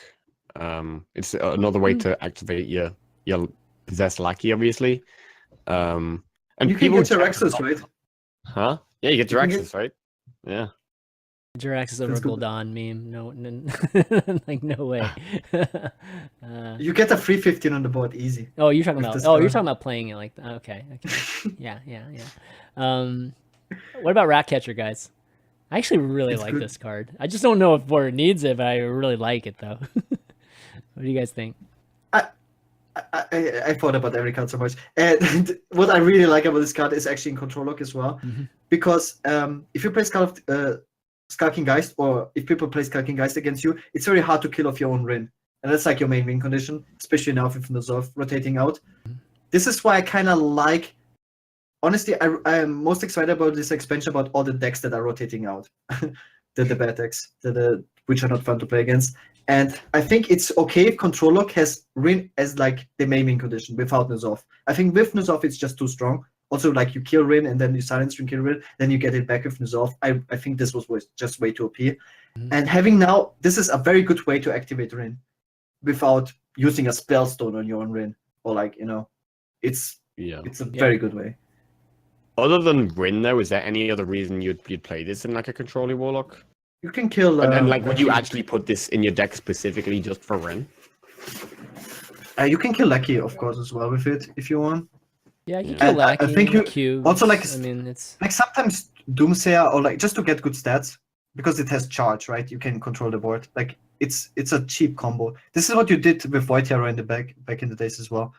I don't know if you have like eggs. We got like this Dragon Egg, like usually like Death Rattle minions. It works with that, but Lackey is like the number one thing, right? Especially if you get like Skulking Geisted and you don't have the sacrificial thingy stone. Yeah. A sacrificial pact. But yeah, in Cube Block you have the Taldaram, so I'm not sure if it's in the same slot. I just think the rush makes it really interesting. Like it might not make it interesting in this control lock type of thing, but if it was more of, fighting for board like you see with some of the other classes, you basically allow a minion to attack twice. Like some kind of powerful minion you have on the board, you end up healing it, right, too, and giving it a 2 attack, and it gets to attack again. So it ends up setting up a scenario that's kind of cool like that. And then on top of that, the destroy friendly minion that just has synergy with all the things you just talked about, Lackey, Cube, and so this is like such a great utility card. It's just Warlock has so many like so many good things. We can't even play this thing. I just came up with nuts. another thing that Yeah. which was actually relevant in the game, just because I thought about it. If you fight against Control Priest, you know they run mind control. Oftentimes they just let your Void Lord live. You don't really want to like sacrificial pact your Void Lord. With this, you could kill it, which you want for the cooldown, and get like a crazy minion. Yeah, that's true. It's really exciting. It's kind of crazy. Yeah. I feel like this card sort of falls into the theme of what we've been talking about. Wow, Warlock's getting another good card, but is it worth it to actually run it in the deck? Like, I think Dark Pact is just better for killing your own stuff, whether it's a cube, a lackey, whatever. So, would you actually put this in replacement of all the other OP things that Warlock has? And I think maybe no. But I still think it's really strong, though. I think Dark Pact. I don't know. Like, what do we miss? We lose Mixtures of Mistress, right? So there's 2 Mhm. slots open there. Which was a good card for this card. Yeah. You lose Nazoth as well. You lose Nazoth, Mhm. so that's a third. Yeah. So you either. I think a lot of the removal cards are expensive. You know, like some of the options are more expensive, and I don't think you necessarily want to go more expensive in a cube. So. Yeah, I mean, I think really the only cards you're ever going to want to use this on are like Possessed Lackey, Rin, and Cube. And would you play this in Cube block? I don't think you really have any need. I agree. Yeah. Would you play this in a control deck with Rin? Maybe as a one-off, but then it's still only Rin and Possessed Lackey that you really want to use it on. So I would argue no. It's kind of where I'm at. Yeah. It's you know, and this thing with the Warlock, it's such a waste. You know, like. It's not good to have too many good cards in a class. Like you actually want class balance, you know, in terms of being a designer or developer and producer. I would think that would be what you want, because if these cards are good and they never get played this year, that's such a waste, you know. It's like I wish Shaman had some of these cards, you know, or some of the other classes had some of these cards. It's like just look at Corrupting Mist as well. Yeah. Share the wealth, Warlock. Yeah, seriously, it's like insane how good it is. All right, well, I want to take a quick break here. Give a shout out to our sponsor, the Dollar Shave Club. Those of you that I'm sure a lot of you guys probably use Dollar Shave Club, but if you guys aren't familiar with Dollar Shave Club, it is a service that you can go and sign up on their website, dollarshaveclub.com, and if you do it right now with /ValueTown, you know, they'll obviously know that you guys came from here. And right now you can sign up for a starter pack for $5, and you get this cool set that comes with, you know, a razor base, as well as a few razors, as well as shaving cream, and I believe some single whippets too. But yeah, I've used Dollar Shave Club before. It's great because they just send it to you. You know, it's like if you're the type that doesn't like to go to the store and buy stuff, this is like perfect for you. And I just kind of know when I need to change razors too, based on like when I get them. So it's kind of nice that way too. It allows me to kind of time when I should be kind of swapping out all these things too. So they're not just razors. There's all kinds of cool, you know, bundles and packages too that involve, you know, all kinds of shaving creams and different, you know, different types of razor and things like that too. So, you know, it's great if you're looking for something like that, or just been too lazy to you know, figure that out, or you got this giant neck beard, you just like wanting to shave, you know, this is the route to go. Gaara, how do you like your razors, man? Good? I love it. Yeah? It's the best razor I've ever used. Yeah. And I especially love the shave butter. I actually never used shave butter before. Mhm. I don't know if that's like Butter. a thing. Fancy. Yeah. It smells very good. Yeah, it's great. Actually, I use it like I had a razor before, then I tried that, and I like this more. So Yeah. Dr. Carver's awesome, actually. shave butter is what he's talking about. Yeah, good stuff. So yeah, definitely go to dollarshaveclub.com/ValueTown and sign up today. That'd be awesome. Also want to remind you guys that, you know, ValueTown, as well as myself, you know, we're definitely under you know, with hsreplay.net now, and I guess got a few things I want to announce that's really cool. Lots of things going on right now, but you know, we released an arena article on the 9 cards today. If you want to go to articles.hsreplay.net, check that out. We released region filtering now on the site, which Gaara has been asking us to do for a long time. Try that out, dude. Good stuff. Yeah, good stuff. You can get stats now for EU, you know, individually, NA individually. So and Asia too. So you check that out. And then lastly, we HTT Twitch extension 2 works on mobile now, so you don't actually have to do this double deck thing, you know, overlapping thing. You can actually see the deck nicely on your mobile tablets and your phone now. So it's really, really cool. Okay, getting back to the decks, let's kind of try to fly through these cards. Let's try to fly through the neutral cards a bit more because we're kind of running out of time, if it's possible. We got like a ton of these, but I did 8 at a time here. So why don't we just pick our favorite ones from here instead of like going through each one? Allie, you want to choose one? Yeah, sure. I actually really like Baleful Banker. Okay. I feel like Nice. it has a lot of potential in the future. Maybe not right now. The obvious thing is like shuffling back another Void Lord or a Doom Guard. That'll work. But I think in the future, I don't know. I think it's got potential. I think it's pretty good. Yeah, I mean, What do you guys think? it's nice to like. It almost increases the deck, you know, to 31, right? When you get a chance to copy cards and put it back in your deck. It's kind of nice that way. Yeah. I mean, it's for like outvaluing people in the long game. It's insane. And Gaara was saying earlier about how you can't really play Astral Tiger without an Zoth, but I think this could potentially, if you were trying to make some kind of fatigue druid or that type of thing, this can give you more Astral Tigers to give you more steam in the long run and make sure you don't get the fatigue longer. So, It's I such like a it a lot.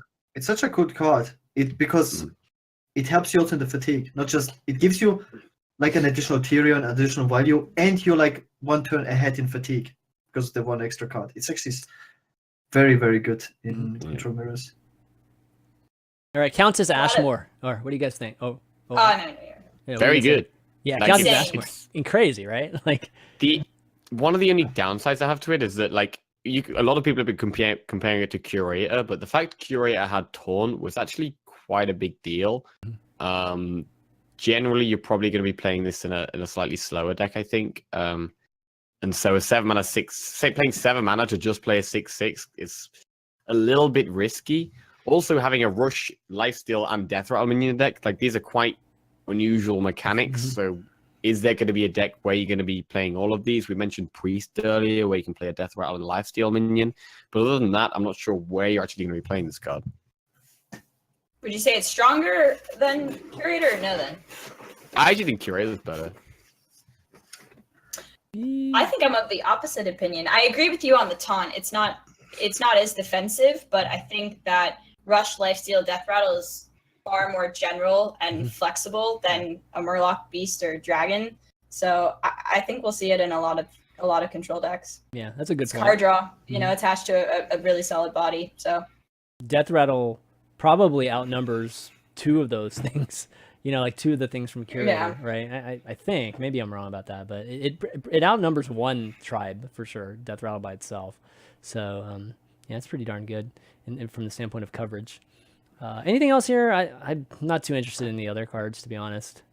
Chief Inspector, Which one? pretty cool that interesting they've decided to add another card that destroys secrets now that Eater of Secrets is I rotating hate out. secrets, man. Yeah, hate secrets. Yeah, I love hate cards. I think hate cards is super important for the game. Really? you like hate Yeah. cards? That's funny. I Absolutely. hate cards. That's quite a popular opinion. Yeah, Balanced hate cards. Valid. Counterplay cards. Not like Golakka Crawler. That's a bad designed hate card. But this is a good design. Like, maybe not.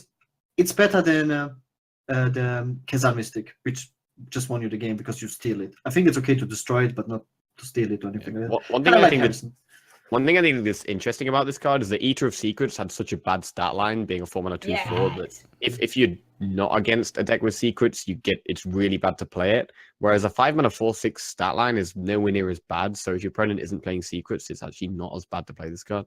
That's why I like the design of this card. It's very important to design it, the counterplay cards, in a good way, similar to Harrison Jones. It does, like, the player that gets like hated on doesn't auto lose the game if you get Harrison Jones, and you can play around Harrison Jones. And the card, you don't get punished too much by playing this card in matchups where it's not as good against, like Eater of Secrets. Those are like the good 2 examples of bad designed hate cards. Golakka Crawler, it's too powerful because the player just loses the game. Loses. Yeah. And Eater of Secrets, you get punished too much by playing it against non-secret decks. So a card like this is just decent. It's a good hate card.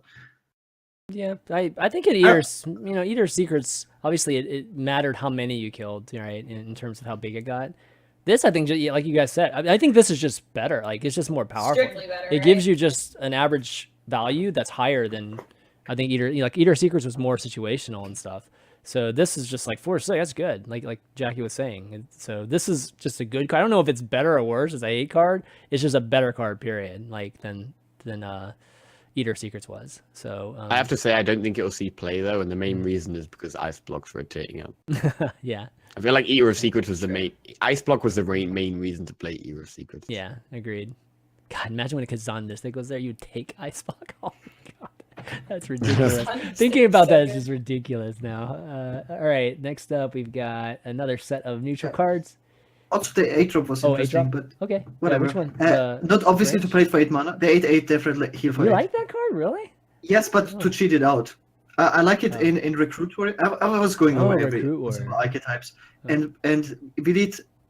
There's actually very few big minions in the set, which is kind of sad because we lose a lot of big minions, like big boys. And one of the actual good big boys is this 8 mana 8/8. To get it out from, like, let's say the coffin guy we saw earlier. Yeah. This is one good minion to get it for free. A 0 mana 8/8 definitely heal for 8 is pretty darn good if you play like a slow, greedy deck. If you get it out for free. Similar to Recruit Warrior, if you just get it out for 6 mana. It's just those decks that are super greedy, where you just need to survive. You get like getting this guy out from a Woe Cleaver is ridiculous. Obviously not to play it for 8 mana, but in mana cheat decks, it's pretty good. Oh, one thing I did want to ask you guys too. Oh, yeah. I mean, do you think the 8 health is that relevant? Like, the actual death rattle here in like a warrior, really? Okay. In general, just healing is good. Like, it's good. It's about the value. It's late game heal. Like late game heal is much better. Healing on expensive cards is much better than healing on cheap cards. This is like, for example, the Lifesteal Charger for 2 mana. Like having heal on a 1-drop or 2-drop is usually very relevant because it's that early in the game that you didn't take damage anyways. Like healing starts to get relevant past turn 4 usually. Okay. And this is why. Yeah. Okay. Yeah. Makes sense. Oh, I think it depends on the meta, right? Like if it's a lot of control, maybe the 8 health won't really be that relevant. We'll see. Oh, last real quick question that I just dawned on me. The Cauldron Elemental. Like, what do you guys think of this with Calamos? You think this is a pretty good card to kind of have? Maybe something with Shaman. Where you fill the board with stuff and then you're able to do this as kind of like a Savage Roar type of thing. Something there or no? I think filling the board with elementals is going to be pretty difficult in a lot of decks. I think there are going to be situations where, like, if you're playing Servant of Calamos, getting this could be really good if you just want value. But I can't see a deck outside of. To be honest, I think if elementals do see play, I think it's more likely to be Mage than Shaman. Mage and Shaman, and I don't think you would play this in Elemental Mage. Okay. I don't think it's very good. All right. Next up, we got the next set of neutrals here. Let me see if I can bring this up real quick. Okay, we got Lost Spirit. Actually, I'm probably not gonna read them. Let's just read out the ones that we actually want to talk about here, just to go a little bit faster. I think the Hench Clan Thugs OP. Okay, this is 3 mana, 3/3. After your hero attacks, give this minion +1/+1. Yeah. All right. I think it's OP. I don't know. Maybe not OP, but I think it's really good. Like you have Candle Shot and Hunter. That's 3 attacks. The fact that this thing just keeps growing if left unanswered. I mean, obviously in Rogue it would probably be that's the obvious one. You can curve out with your dagger on 2 into this 3 mana 4/4. But if left unanswered and it continues to grow, I feel like that just in and of itself is really strong. Yeah, I agree with Ali. I think there's a good chance it's going to continue to grow too. Right. I wouldn't be surprised if the average buff is close to 2 on this minion. It's hard to kill a 4/4. Like it's on. It's very similar to Undertaker. Yeah. Not as powerful, but yeah. There's very few cards that can kill it if it gets buffed or Question is, what deck are you going to be playing this in? You're going to play this in Rogue or Warrior or Paladin, maybe? A hunter even. Hunter. I think rogue. Hunter. Druid even has a potential because I mean any hero power that can just attack is something, right? Like Yeah. yeah, as long as your hero can attack, yeah. So so does it feel like Flappy Bird a little bit? Like it's a 3-drop that if it stays on the board, it's like it just goes out of control on you. I mean, it's not as crazy as Flappy Bird, but has that kind of feel, that kind of impactful 3-drop here. It could be stronger than Flappy Bird, honestly. Really? Wow. Yeah, because if you get the effect immediately off and you can't kill it, then you just you won't stop playing stuff afterwards. Like, okay. You will keep playing minions and you still have to deal with that. So it's questing feel maybe, like something like that. Yeah. It might not be as explosive as Flappy Bird, but more consistent. Does that make sense? Yeah, I think so. Yeah, because the turn you can buff it on the turn you play it, whereas Fledgling is just a 3/3. You gotta hope it survives. Yeah, yeah. One of these cards I'm actually interested in is actually Mad Hatter. Yeah.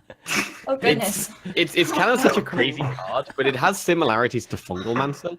What's interesting about it is obviously if your opponent has minions on the board, it's really bad because you're just buffing your opponent's minions or risking buffing your opponent's minions. But if you are the only player with minions on the board, which in a very aggressive deck, an early board centric deck, you would hope you would be, you can just buff +3/+3 to your own minions, and it's not like you have to have multiple minions on the board. You could just have one minion and give that one minion +3/+3, or you could spread the buffs around.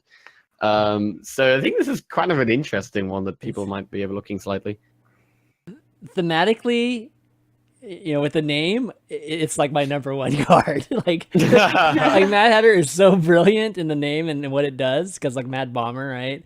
Mad Hatter, and of course we know Mad Hatter, from Alice in Wonderland. So it's like A+ for that for sure. I don't know how good I think it is, but it's really cool that way. Yeah, I'd probably play this card in Zoo. Really? Wow. Okay. Yeah. All right. Wow. That's pretty good. It's actually interesting that we all pick different cards. For me, the most interesting cards are like Life Drinker and Sand. Life Drinker? Wow. Yes, because okay. You need this card for the Shaman OTK. You can't OTK without this card. So this basically makes it possible. Right. Of course. And it's actually good. Like when I saw this card, the raw value of this card, if there's a deck you can play this card in, it's a good card. And apparently the new Shaman deck can run this card. Because Battlecry heal for free and deal free phase damage is very good Pretty value. good. Right? I mean, healing for 3 is what? Normally a couple mana maybe? It's like a Farseer. Farseer is also a good card. Oh, you're damaging and then getting it. Okay, yeah. Yeah, that's good value. Yeah, I could see that. What do you guys think of Night Prowler? It's a 6/6 if there's nothing else on the board. I think it will mainly be interesting for the Rexar. Like if you build a beast, there's no minion on board, you will pick this because then you have crazy stats. You have all these poison things on the board. Wouldn't this be a good follow-up to it? You know what I mean? Like you just kill stuff and you throw this down, and it's like a 6/6. It's the question is whether like the times you can't 3/3 makes up for it, because it feels like the what was that warrior card before we used to play that's 9/9 or a 6/6? It kind of felt like that. Crusher. Yeah. Draconid Crusher. Yeah, it feels like a smaller version of that. Like, I think generally it's bad, but yeah, the Rexar potential might be there. Okay. Yeah, I think it's gonna be too hard to pull off. Yeah. Consistently, anyway. All right, let's neutral card number 3. Let's see.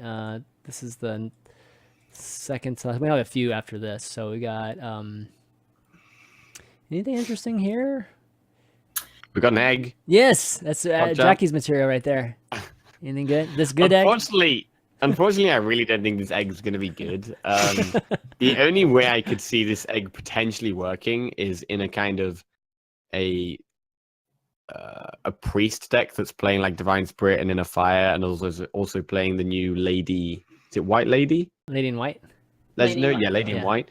Because obviously priest wants ways of activating Duskbreaker, and if you can buff this thing's attack, it becomes a 1/1 3/3. You have the potential to use like Powered Shield on it in the early game and Inner Fire to make an early threat, but it's probably not going to be good enough. What do you guys think of the Witchwood Piper? Yeah, I think it has a lot of potential, honestly. A consistent, like, it might help with combos, you know, just like securing a draw. It's attached to a body. I think it has potential, honestly. Somebody's going to build a deck that abuses this. Like I can almost guarantee you somebody will build something that completely, you know, a combo deck, like you said, is the most likely candidate that you can just nail down something that you need to finish a combo, or even something that has a high chance of you getting something like you know, like a Zodia Priest, right? Or sorry, Mage, you know, like that sort of thing, where you can get like an Apprentice, or you can get an Antonize or something, right? That's going to help you finish the quest. So yeah, that's almost certain somebody will come up with something that abuses it. Maybe not like an even decks. Like if you have like you want to add card draw. Okay. You have nothing to go, then something like this. It's pretty weak, like tempo wise for an even deck, though, right? Like you're already giving up tempo a lot of times with an even deck. Wouldn't this be pretty tough to play in something like that? No. Like we haven't even built these decks. Yeah, that's true. I guess let's just see what they look like, and then we can talk about it a little bit more. What deck are we talking about? Yeah, I think I will say is I think Vicious Scalehide is possibly the best card from the new expansion for the Builder Beast.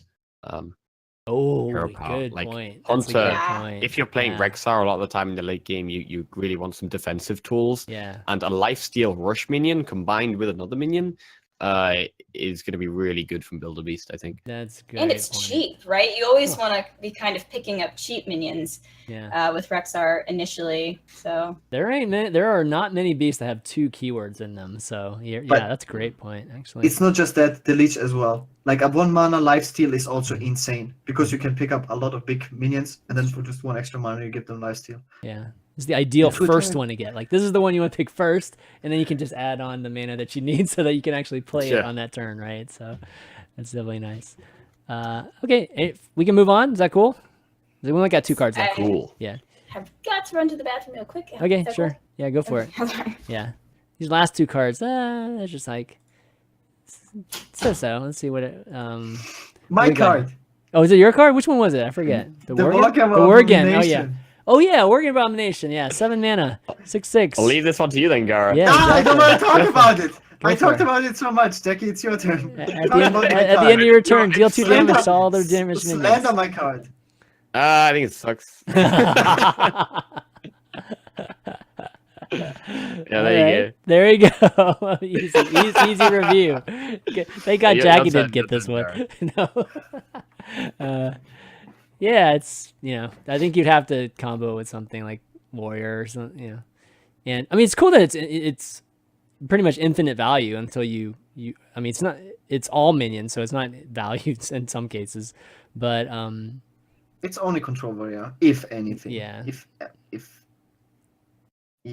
And then Wormguard here, what we got? We got if you're holding a dragon game, +1 attack and taunt. Okay, so 4/11 if it's a taunt. It's okay. It's like a neutral Ancient of War, but Ancient of War doesn't see play. So in what and it has like a big condition because we don't have good dragons. So in what kind of deck would you play it? It's Priest Dragon, Lady in White, right? Yeah, it would have to be Priest, right? That's the only place I can see it happening. Yeah, we're talking about Wormguard, Allie. Okay. Yeah. Nothing too exciting here, but Wormguard I could see just throwing it in. Like it would be insane actually if you get a 12/11 taunt. It's like for 7 mana. That's like ridiculous stats. Wasn't Ben talking about Emerus with this card or something? Oh god, Dragon. Oh my god. Jackie, I believe. Nah. I will not build this deck. I wouldn't even go there. I wouldn't even go there. Can't live that long, basically. That'd be crazy. Dragon Control Hunter. Oh my god. Okay, let's talk about our favorite cards. How about that? Favorite cards of the set. So I put them down here, and that's kind of the list of our favorites here, and I tried to mix it up a little bit, but overall, we talked about some of them today already. But Al, you want to talk about some of the ones maybe we didn't talk about that were really great? And just kind of reviewing all of them now. Yeah, so we talked about Countess, Thug, Glinda. I think Glinda's great. I think Glinda has the potential to be kind of crazy in the future. I see her in like a zoo or a tempo deck more so than a slower one because she's expensive. Like at 6 mana, you can't really do too much in the turn. So my rationale is if you're playing a more tempo-oriented deck, you know, you're putting pressure on your opponent. So if you do drop this on 6, maybe they don't have the answer, and then your following turn you can go crazy. Gnome Feratu, can I just say that? If it lives, crazy. But yeah, I really like Glinda, and I also think Voodoo Doll is really, really strong. Neutral removal. Don't think it's that hard to kill a 1/1. Obviously, the best probably in Mage, 5 mana Assassinate. I think neutral removal is just really good. And then Hagatha, I like Hagatha. It was hard for me not to pick her. It's like it's a new Death Knight. Control Shaman, maybe if it gets there. I think she's a lot of fun. Yeah, sounds good. Yeah, Voodoo Doll, Gaara, you have it on there too, right? Definitely solid card. It would have been like my 6th or 7th. I mean, I could have replaced any of mine with that too. What do you think about that one? About Voodoo Doll? Yeah. I think I'm so happy about this card, and it reminds me of BGH pre-nerf, and I was so mad that BGH got nerfed because it was at that point when it was nerfed, it was so important for the Druid class because Handlock was played at that time, and it was the only way for Druid to remove it besides running Mulch or Naturalize, which are horrible replacements. And it's so funny that we are actually getting now a better pre-nerf BGH. It is a neutral hard removal for every class, which is, I think, super good for the game. And it's super awesome that we have it. And so we don't lose to Spiteful getting like a Tarantus, that we don't auto-lose to that. It's great. Totally. We can play this card. And it has like a lot of, so many cool combos, right? A Druid can ref it for 1 to draw a card. You know, Mage can ping it. It's like these classes kill it in different ways. Warrior uses Whirlwind effects. It's just such a cool card. Yeah. Oh, just to sum it up for the listeners too. Allie's favorite cards were Voodoo Doll, Glinda, Crowskin, Countess Ashmore, Hench Clan Thug, and Hagatha the Witch.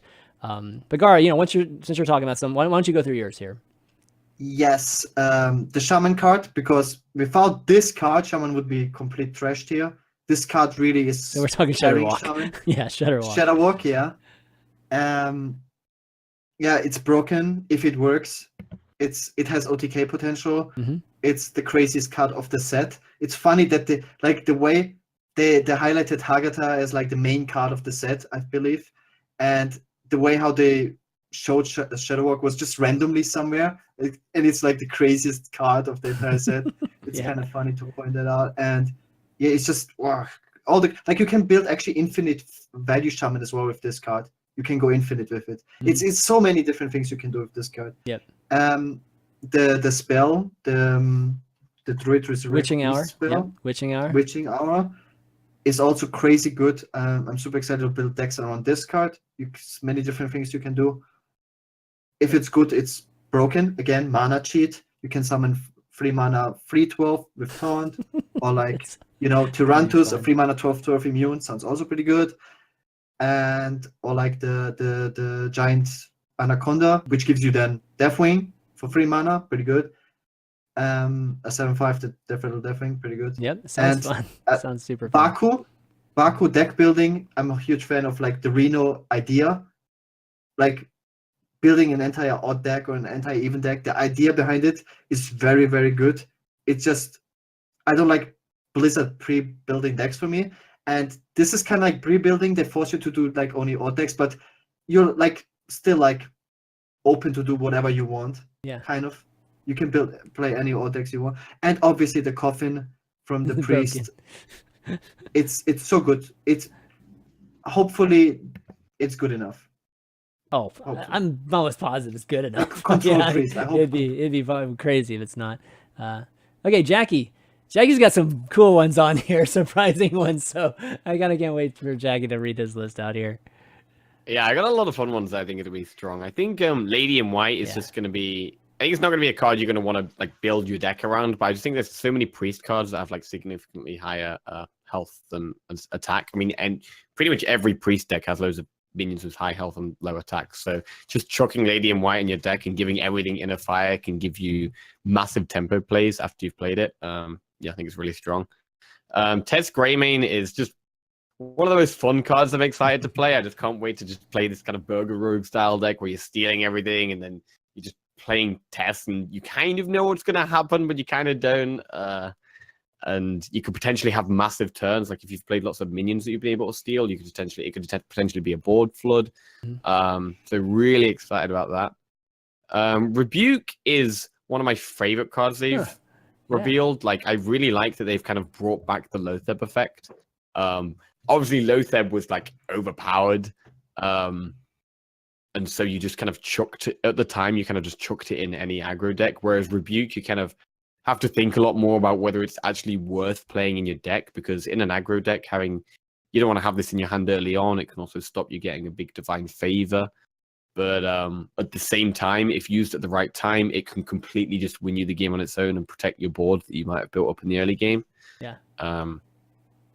So yeah, Rebuke's a hard one to say whether I think it's actually going to see play or not. Yeah, I think that's a card that people are divided on too. Like some people like it, some people don't. Yeah. I think it's a meta tech card. Okay. Yeah. Yeah. Fair. Yeah, it could be. Like if everyone's playing control decks that run lots of spells, then it would be fantastic.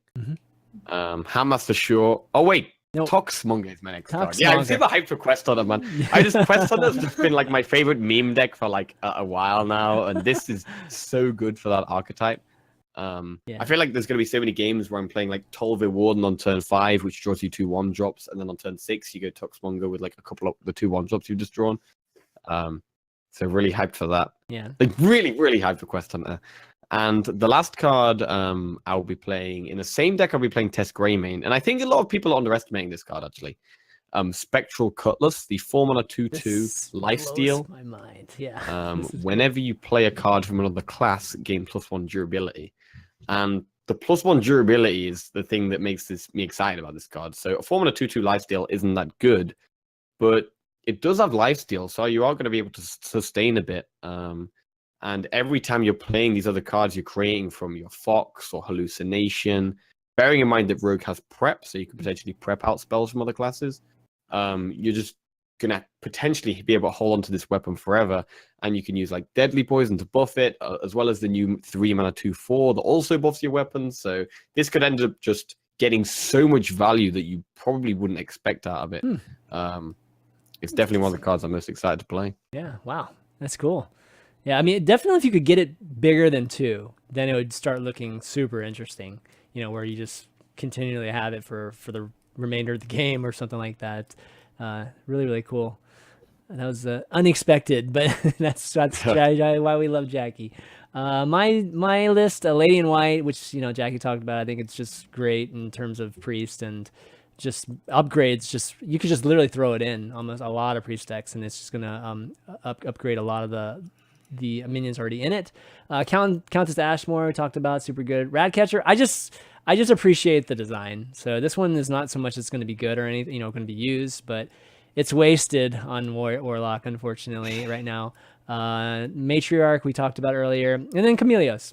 I think Chameleos is one that is probably not, might not show up on the ladder much, but I think people will use it very specifically in events, or at least I'm hoping people will use it, and then we'll see a true utility card that's all about game theory, competitiveness, and less about what we typically see right now from Hearthstone. So information, actually having something that visually and very explicitly shows the whole information stealing and leeching and how that affects an outcome of a game, I think is going to be really good for Hearthstone, especially competitive Hearthstone. So I really, really like that card. And not to mention, you just get value from whatever it turns into too. So I think a lot of people will might play it just purely on that. So really cool cards overall. Yeah, I think the expansion cards, they're really good variety there. But let's just, the last thing we'll do power rankings here, and then we'll call it a day. So last time, me, Allie, and Jackie did we did more things, but we decided we would do this class power ranking together and see how everything turns out.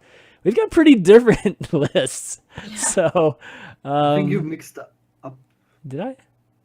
What? Yeah, me and Gaara have the wrong ones. I Oh, think. really? Okay, let me switch. I think it, I'm the only one who didn't put Warlock first. You're right. I switched. Let me update it real quick. But imagine Jackie's and Gaara's. We literally made this like a minute before the show, so I apologize for that. Yeah, between just the list. Let's just talk about it. I think the biggest difference we have is I think Mage is pretty big difference, and it looks like Rogue is pretty different, at least for Jackie and the rest of us. Jackie seems to like Rogue a lot better than the rest of us. So yeah, talk about Mage. You guys really like Mage and where it's going to be? I think it just comes down to if Elemental Mage is good or not, which I personally think it will be. I think the 5/5 is pretty insane. Yeah.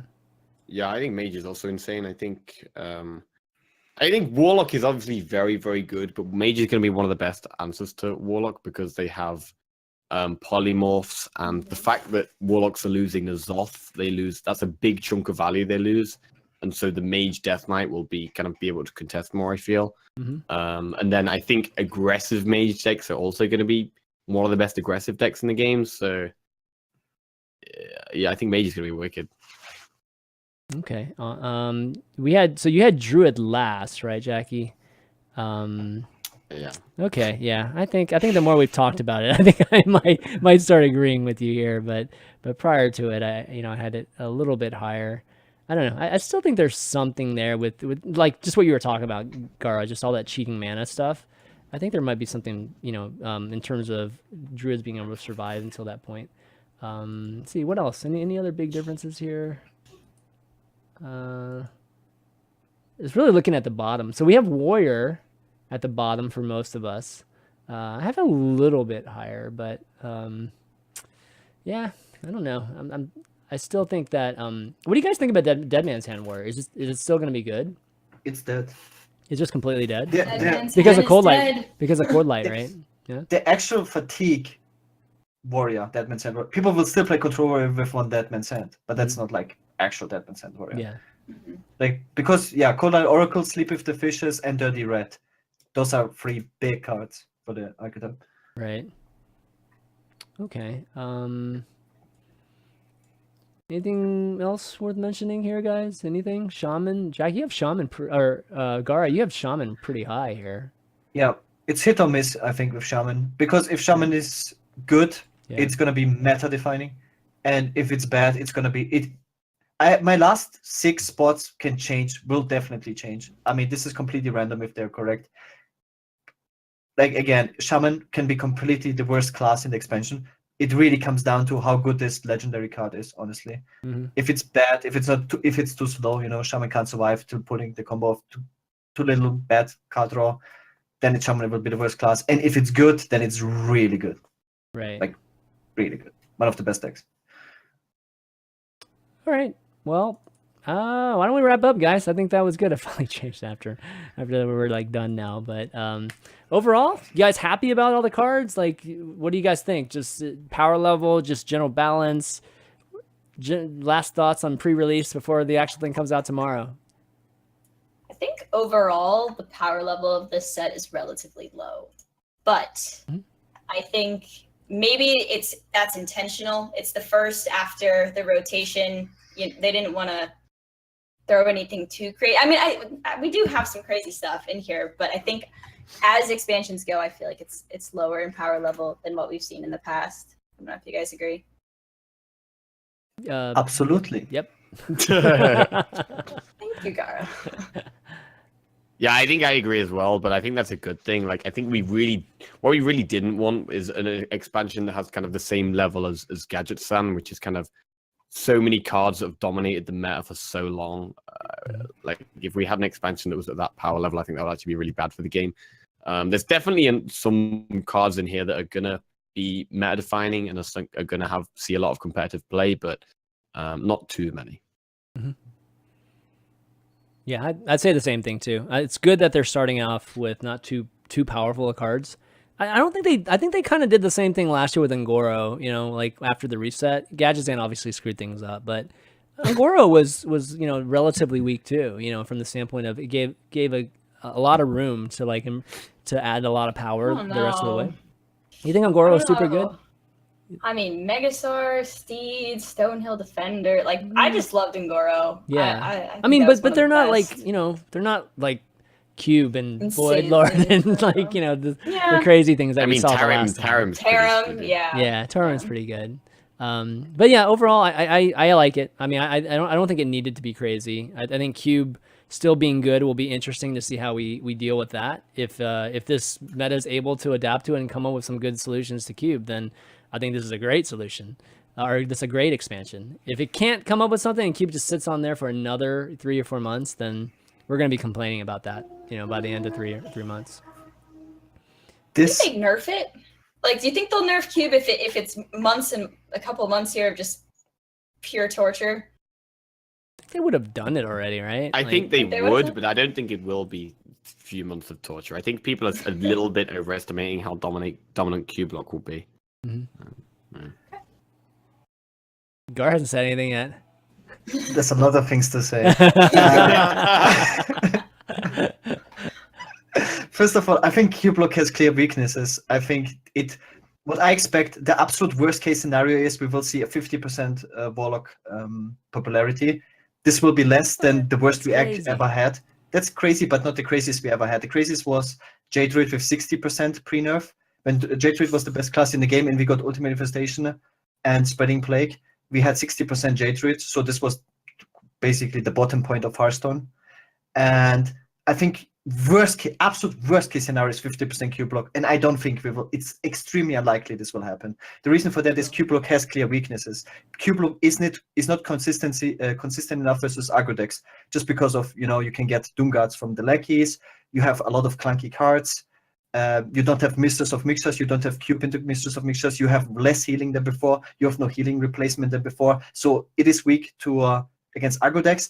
And if we have like Shadow Shock Shaman, whatever this is, Mind Blast Priests, like those anti-control decks, then we have enough counters. And the more counters we have to Cube Block, the popularity of Cube Block goes down and down and down and down. Yeah. And also Control Lock is much weaker than before, so it's only Cube Block. We don't have Nuzov, and there's no replacement for Nuzov, so I think it's fine, but the most exciting part about this expansion is the decks that will be unplayable after the expansion, which are a lot of bad decks that are super non-fun to play against. Like Inner Fire Priest will be unplayable, Big Priest will be unplayable, Murloc Paladin, OTK Paladin, Secret Mage, Quest Mage, Kingsbane Rogue, Quest Rogue, Fatigue, Deadman Sand Warrior, Druid. All these decks are not fun to play against. Yeah. And I think this really opens up for like new decks, and I think we can bear with Cube Block, and I think you can counter it definitely with Nuzov as well. You think Murloc's dead? Yeah, because the 2 1-drops rotate out, and you have no replacement. From what I've seen, you can play like maybe like a spiteful Murloc deck, but not in this current form. You lose too many. I still think like Gentle Megasaur is still insane, and you could throw the Grimscale, the 1/1. I mean, that's not good, but yeah, we'll see. Yeah, I think you're underestimating Inner Fire Priest too. I think Inner Fire Priest will still be something. I'm not underestimating it. You're losing Talon Priest, and you're losing all dragons. It's so hard to get aboard with the deck. Really, to build a deck will be too difficult. It will just not be a good deck. It will be like a tier 3 deck or something. Right now, it's the best deck in the game. It's a huge difference. Yeah, okay. I'll give you that. That's for sure. Okay, well, anyways, we still went over by a lot, so we should wrap up. Yeah, we're going to wrap up. No Q&A today, guys. Definitely send your questions next week. But Jackie, Allie, thanks for doing this, man. This is definitely a good time having you guys back. And tomorrow is going to be a fun day. But you want to do some shout outs before you take off? Jackie, you want to lead us off? Yeah, shout out to everyone watching. Hope you guys have enjoyed the show. Shout out to Fade to Karma, as ever, for supporting me and Ali. And shout out to ChanManV for inviting us back. Yeah, It's great to be back. You know, I had a great time on the show when me and Ali used to be on it, and it's great to be back. Yeah, it's like, how can we not have card reviews with you guys? I mean, like, I had to ask you back for the big one. Ali, you want to do some shout outs? Yes. Jackie always takes what I was going to say. So greedy with my shout outs. Right? Like, leave some for me. ChanManV and Gaara, thanks for having us. It was a lot of fun. I'm glad that we got to come back for this particular episode. My Twitter, F2K_Ali, it's right there. Alliestrasza Instagram, Alliestrasza Twitch. Those are my places where I'll be. And yeah, the chat. Thanks for watching, hanging out. Really appreciate it. Awesome. Gaara. Also, shout outs to Fate to Karma for supporting Jackie and Ellie. Great cause. Shout outs to Ellie's gonna beat Orange in the invitation. Oh, thank you. He's going down. Go Ellie. A lot of fun this episode especially, and tomorrow it's gonna be exciting. Next week it's also gonna be exciting. So yeah, that's it for me. And I'll round things out. Thank our patrons, of course, the folks that support the show. You go to patreon.com/valuetown if you want to make a pledge and you really enjoy the show and want to help help us to keep doing this show forever. And also hsreplay.net, of course. And I just one quick shout out with HS Replay. Just be ready for a bunch of stats, guys, because we're going to be sending out a bunch of different types of infographic and articles and things like that. So be ready for that. We'll be trying to tweet it and all that good stuff. And the biggest point is, like, we want to give you guys stuff to talk about. So we'll just send it out there. You guys just see what you can pull from it. We're going to be showing you some of the best decks, giving our stats and just what's most popular and all that good stuff from what we see in the first hours and days of the expansion. So be on the lookout for that. Find the VODs, of course, on youtube.com/ChanManV. You can find us on iTunes, Google Play, SoundCloud.com/ChanManV as always, as well as youtube.com/HSReplayNet too. You can find us there. But it's going to be it, guys, for now. So for Jackie Chan, Alliestrasza, Gaara, and myself, ChanManV, we'll see you next week.